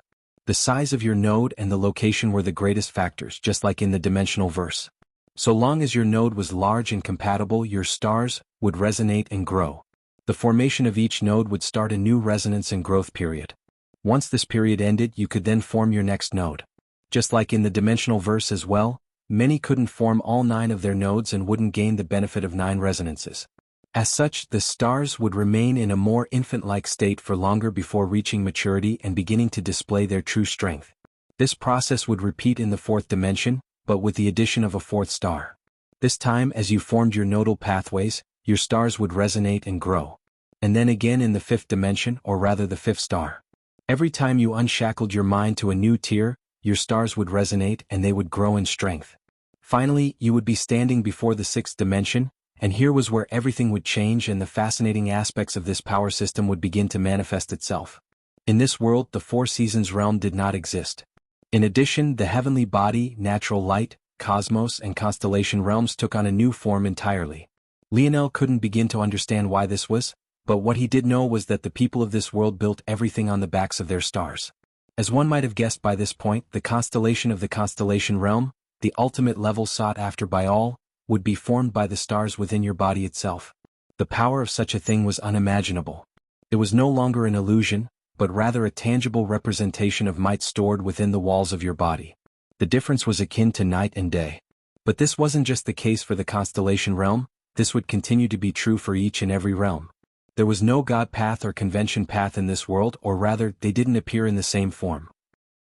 Rather, the two seemed to combine into a new discipline that revolved around stars. Chapter 1527, published at 27th of January 2023, 12:33 and 54 seconds p.m. Chapter 1527. Final hurdle: if audio player doesn't work, Press stop then play button again. How was it that the magic system accomplished this? It was actually quite simple. Once a star reached maturity, it could begin to be projected outward in a show of strength and power. The existence of a star was like having a nuclear plant at the core of your body. The amount of energy it could pull in and suck toward itself from the outside world was immense, and its ability to do so would only grow as you nurtured it past maturity into an untouched, elite state.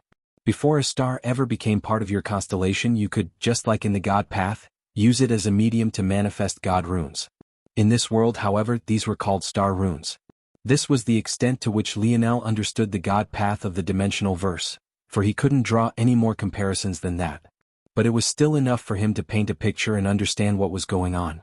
Upon entering the sixth star in this world, you could finally begin to comprehend the heavenly body realm.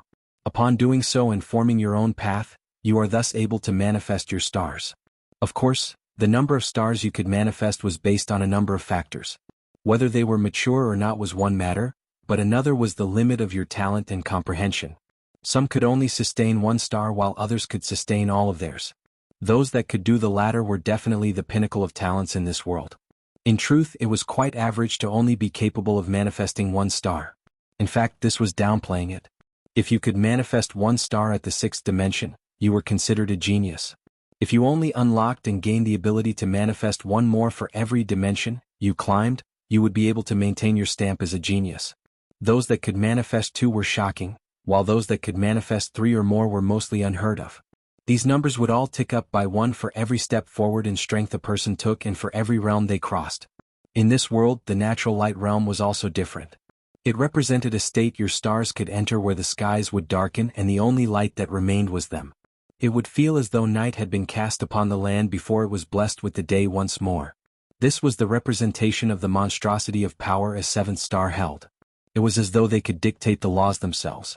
Upon reaching the cosmos realm, the phenomena would become even more exaggerated. One star would break apart and form many small motes of light, dotting the skies across and blanketing a battlefield. It was a sight that one would need to see to believe.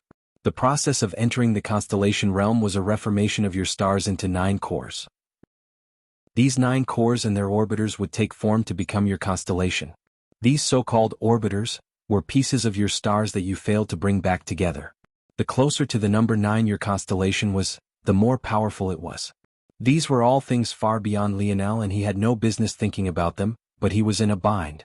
He thought that by reading through the materials of the oligarchs, he would be able to find the method to break into the God path.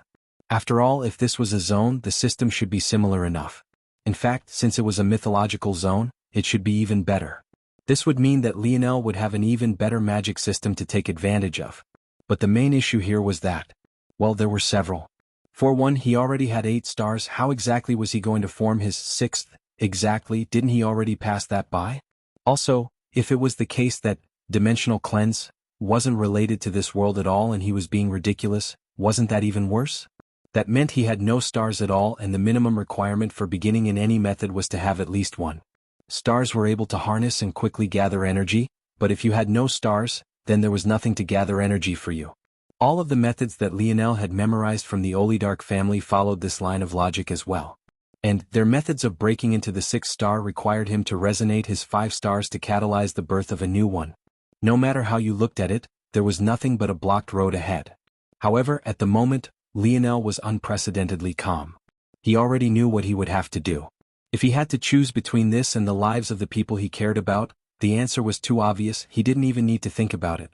If dimensional cleanse was really the reason he could use force in this world, then that meant that his mother and Aina were especially helpless, not to mention his friends and brothers. Without his help, they would be helpless. He needed the strength to leave this place, and the 5th dimension wouldn't give it to him. He needed to break into the 6th.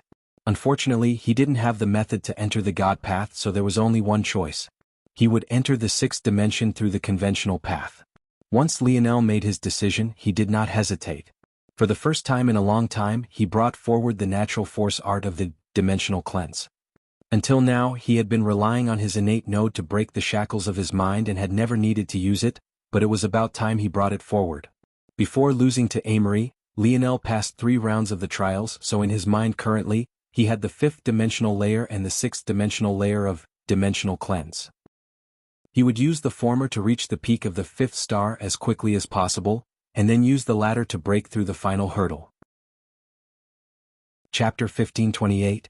Published at 27th of January 2023, 12:33 and 52 seconds p.m. Chapter 1528.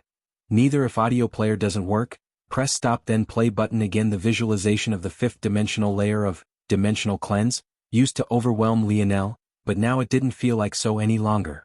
He felt that it would only take him about a single week to not only grasp it, but to fully comprehend this layer like he had done with the fourth dimensional layer. In this way he would be able to pass it along to others. Lionel took this ability to pass on dimensional cleanse more importantly than ever now that he felt it might be related to his current freedom in this world. After a glance at it, Lionel hesitated. This wasn't because he felt that he had chosen wrong, but rather because he wasn't sure what would happen if he suddenly began to practice now. What Lionel didn't know is that the commotion caused earlier by the sudden snap had whisked away all the experts of the Olidark family. It wasn't just them, but a high-level meeting the likes of which hadn't occurred in tens of thousands of years was called. The last time such a meeting was called, it was due to the descent of a chaos demon. This was how rare such an event was, and for those people to send down such an order. All those of the 7th star and above were forced to acknowledge the call. The only ones that remained to monitor the home were the 6 stars of the Olidark family. Unbeknownst to him, Lionel had given himself his own lucky chance. But had he been aware, he might have had far too many questions to ever think of focusing. In the end, Lionel shook his head. It didn't make sense for him to bother trying to hide his activities. This was his bed, he had to lie in it. He didn't believe his skill was high enough to draw a force art capable of concealing what he was doing. Well, he might have had the skill, but he was lacking in the necessary power. Let them watch then. Don't choke.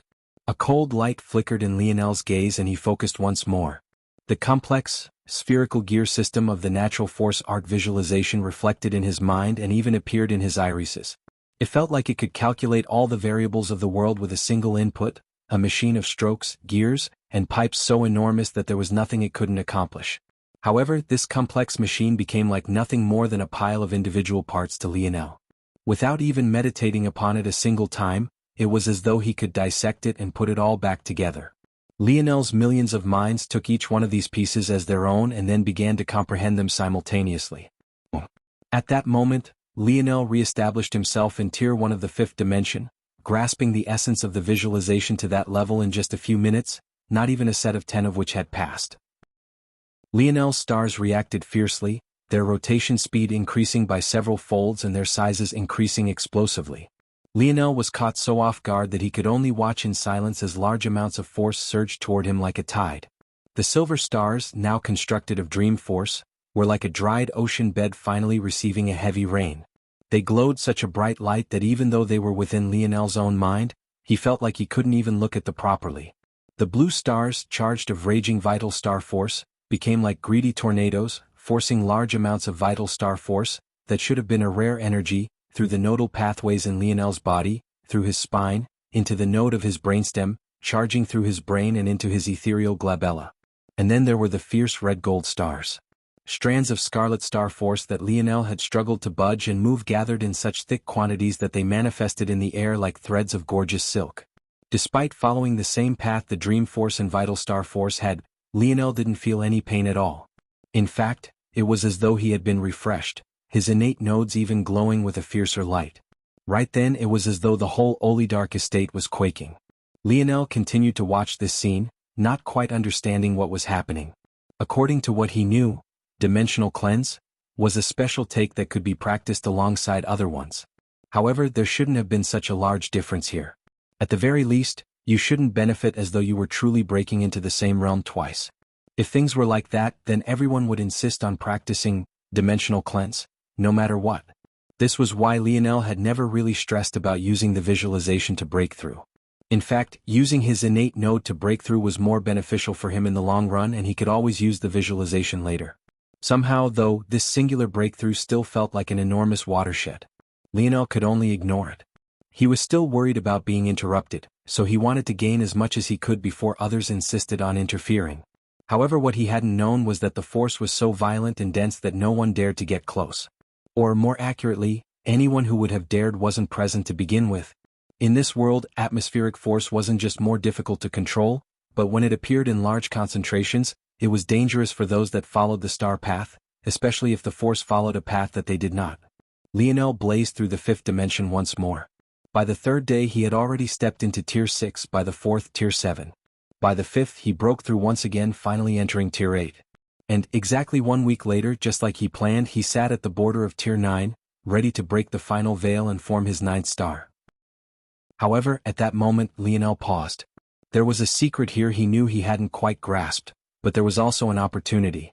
Lionel took a breath, a roar leaving his lips.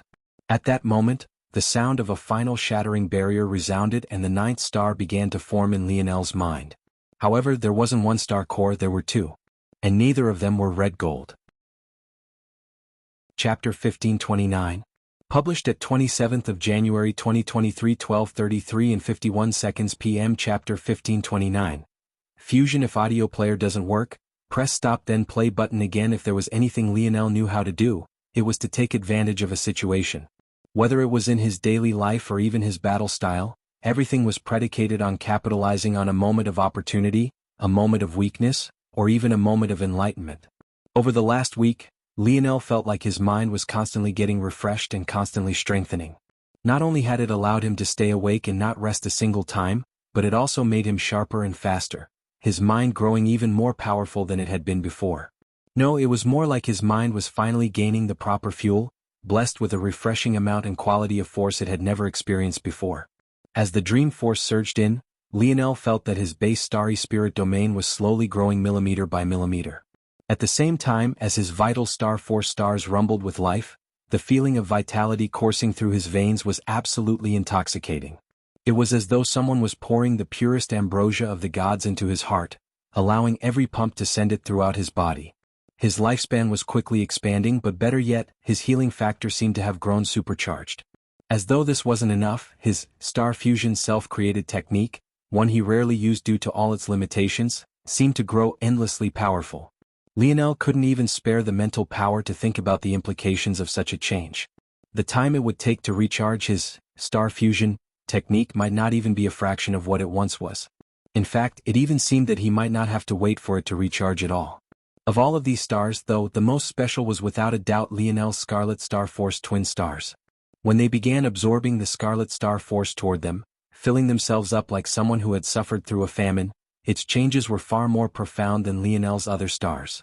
Not only did it feel as though its growth capacity was far beyond that of his other stars, Lionel also watched in awe as it began to quickly form its own runes. One after another, they manifested in the large mass of swirling, hot, red gold gas. Lionel didn't need to think much to be certain that these must be star runes as opposed to the god runes of the dimensional verse. Unlike others who didn't have innate node, Lionel's star runes formed automatically based on his comprehended innate node. Not only that, but because they were the truest and most natural form of destruction runes, they were far beyond anything the comprehension a living creature could possibly form. How could a person match up to the genius of the evolution of the world at large?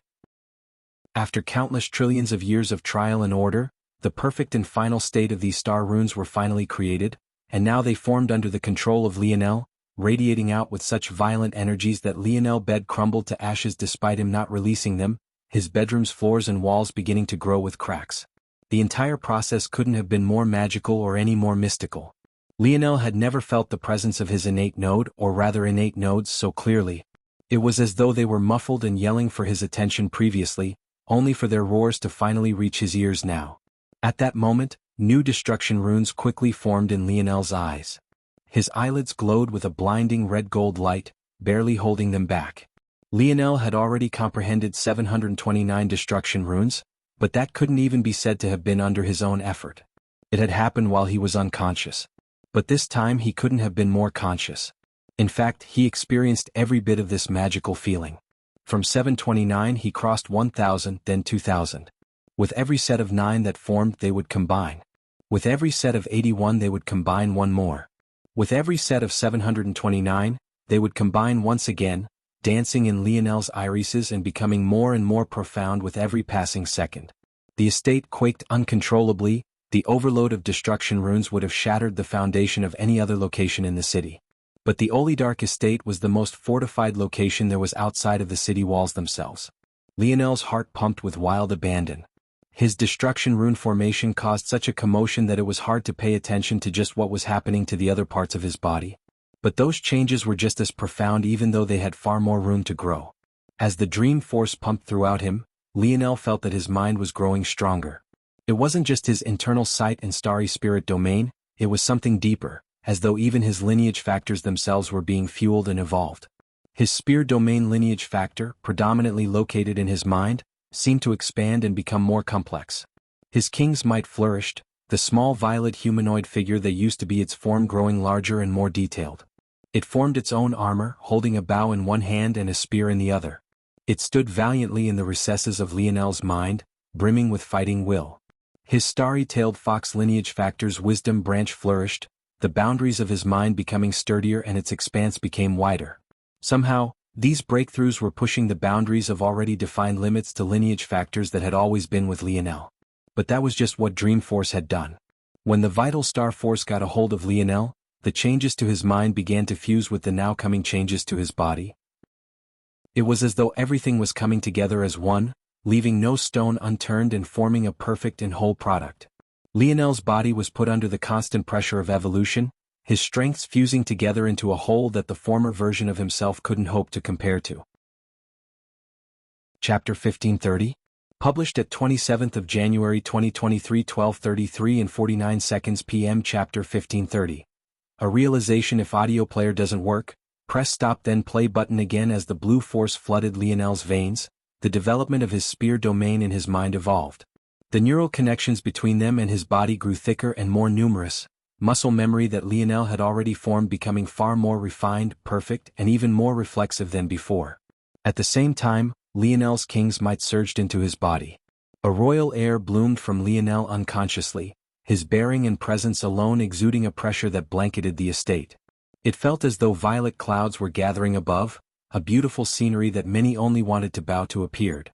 The silhouette of a humanoid donned in armor and holding a bow and spear appeared to Lionel's back, only to fuse with his body. The intangible feeling suddenly became tangible, almost as though now every one of Lionel's actions held within it an artistic intention. While this was happening, the speed and healing branch of Lionel's starry-tailed fox lineage factor thrummed with life and vitality. Even without moving a single inch, Lionel knew that his speed had increased by more than tenfold, his already ridiculous healing factor also increasing once more. Now, whereas the limit was healing from 7th-dimensional injuries, Lionel felt he could instantly heal from 8th-dimensional injuries. On top of this, he also felt that he could use instant recovery, not just once but 3 times a day. Still, the largest changes were to the most directly body-related lineage factor of them all, Lionel's metal synergy bloodline. His bronze runes reacted as though they had been stuffed with stimulants. Lionel's cells became more compact and began to give off a bluish-bronze hue of their own. His body had already been strong enough to match Tier 9 bronze treasures or even quasi-silver treasures, but the strength it was giving off now transcended that. Lionel felt that he had definitely crossed the 6th-dimensional barrier despite his body still being within the 5th. The changes came in waves and they seemed unending. And yet, rather than becoming more complex, it felt like they were all slowly coming together, revolving around the very same path from the very beginning, as though there was only ever one real path to follow in the first place. Every breakthrough in tier was like another step in evolution. Rather than just the shackles of his mind being undone as was customary for the 5th dimension, it felt like his entire being was being unshackled. By the end of it, Lionel had such a clear vision of what he wanted that he didn't even hesitate to forget everything he knew and form 10 stars instead of 9.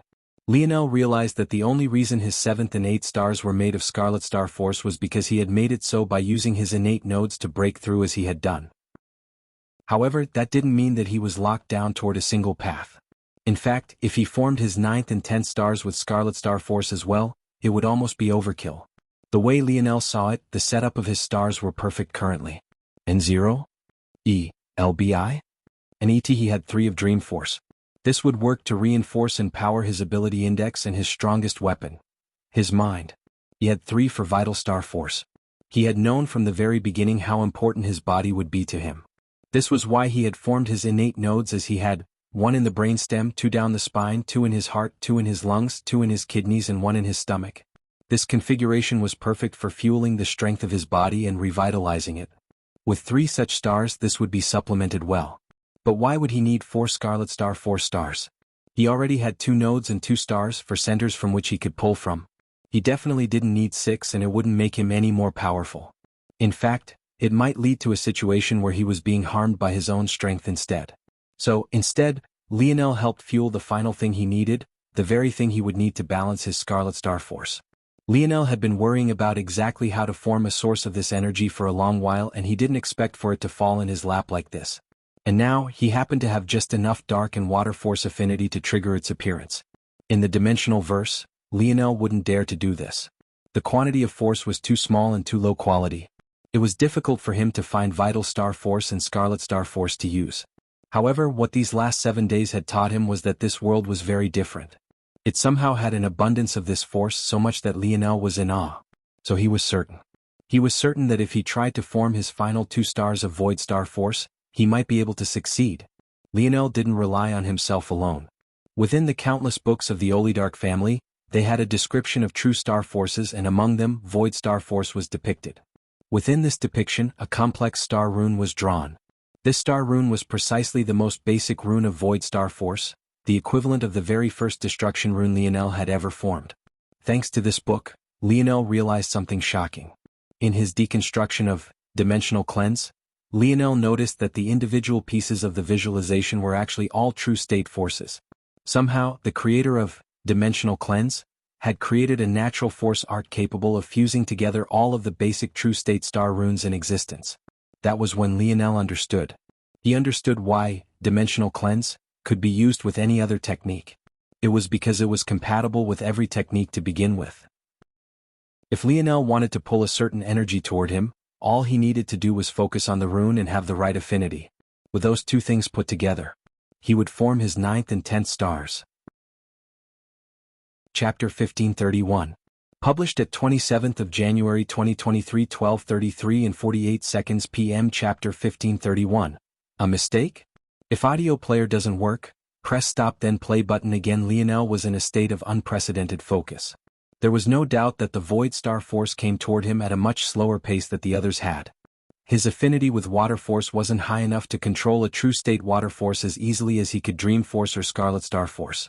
In addition, when he had first formed his connection with Vital Star Force, he had been within a trial where it was quite literally the only force around, making it far easier. Still, while the task was slow, it wasn't impossible. It was only about 1% as fast as the formation of his other stars, but this 1% shouldn't be underestimated. In fact, this 1% was enough for the foundation of the estate to still continue to tremble. Lionel was able to make up with his own weaknesses with his comprehension of the visualization that formed the core of the 5th dimensional layer of Dimensional Cleanse. By this point, he had comprehended it to the point that he could also pass it down to others without restriction. With this comprehension, the force art had practically become his own, dancing and shifting to the whims of his palms as he pleased and bringing forth the force he asked for obediently. If it wasn't for the fact that Lionel was trying to form 2 stars at once, this level of comprehension would have been enough to net him at least 10% of his maximum speed. But at this point this no longer mattered, he had already chosen his path. Void Star Force radiated out in the surrounding, a dense and sticky darkness fighting for a balance with Lionel's Scarlet Star Force. Lionel pressed the feeling down. It wasn't time for them to fight yet. Right now he needed balance. 2 kernels formed in his ethereal glabella, his massive mage core twinkling as the leaves of Water Force reacted, beginning to slowly evolve beneath the stronger currents of force. The moment the kernels formed, Lionel knew he had already succeeded. These were likely the infant stages of a star, so as long as he fueled them more, they would grow to the same size as the others. And, if he wasn't them to match his Scarlet Star Force stars, he would need to comprehend their void runes. But for now, Lionel only focused on enlarging them, and that he did. With every revolution his affinity grew and the speed increased. In 2 days he had already caught up by half, in 5, it was already at 90%. By the end of the 2nd week, W&G. A ripple shot out from Lionel, a balance becoming forcefully struck between his stars. One side of his body rolled with a dark blue, the other dancing with a red gold. Like fire and water they twisted around and rejected one another, fighting for supremacy.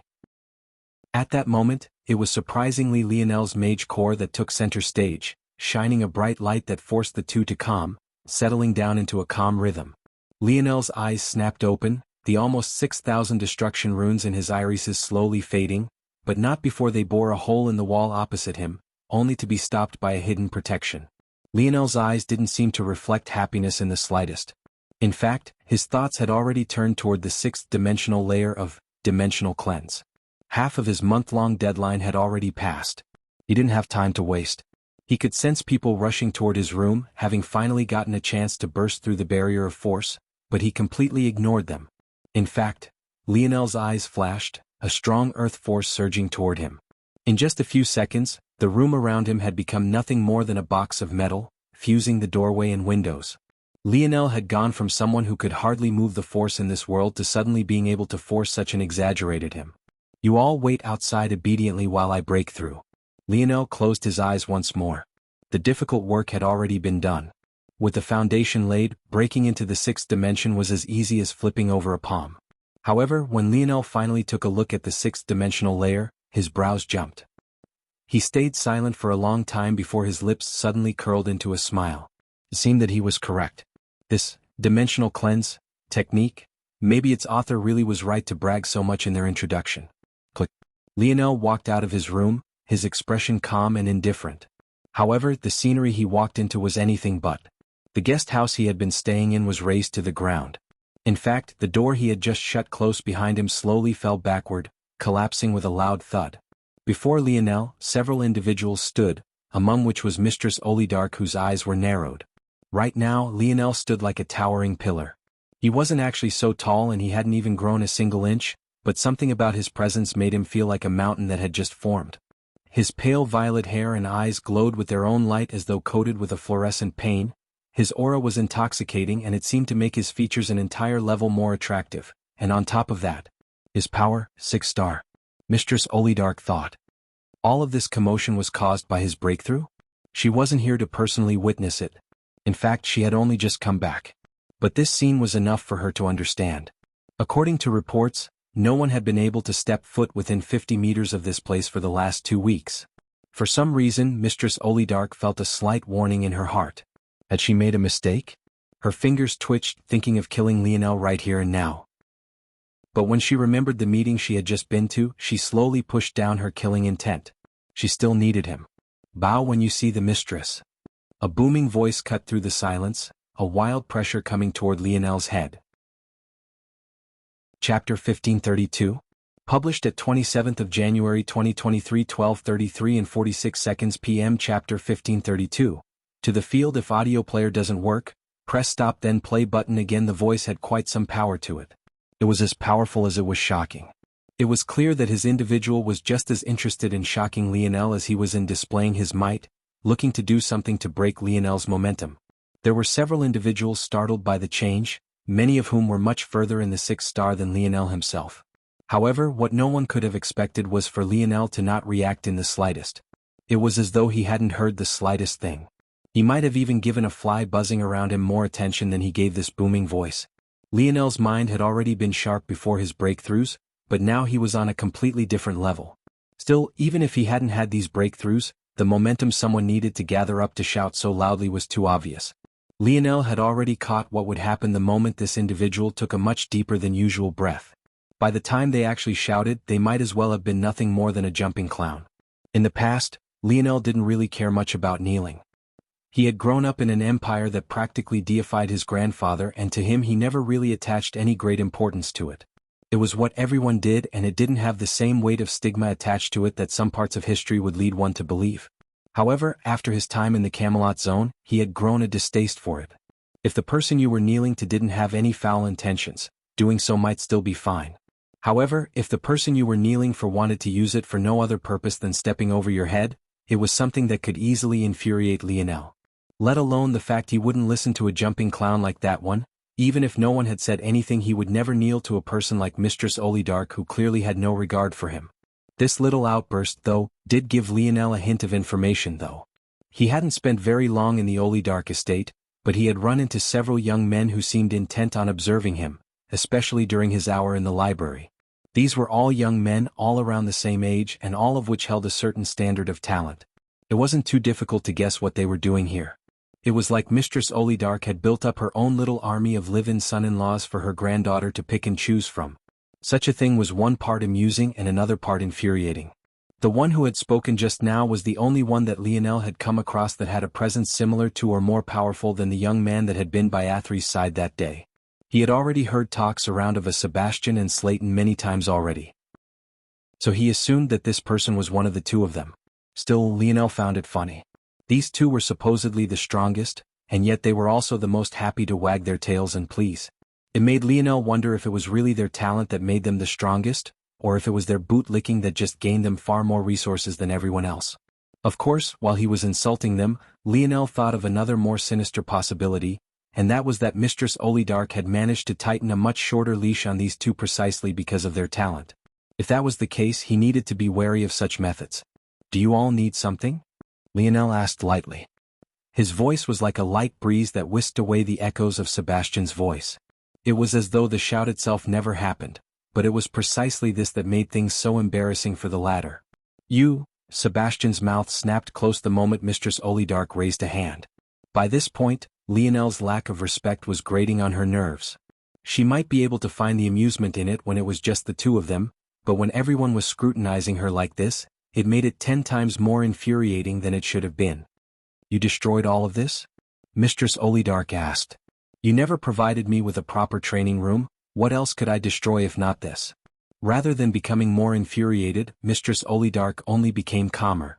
"The expenses for this guest house and the surrounding damage will come directly from your merits.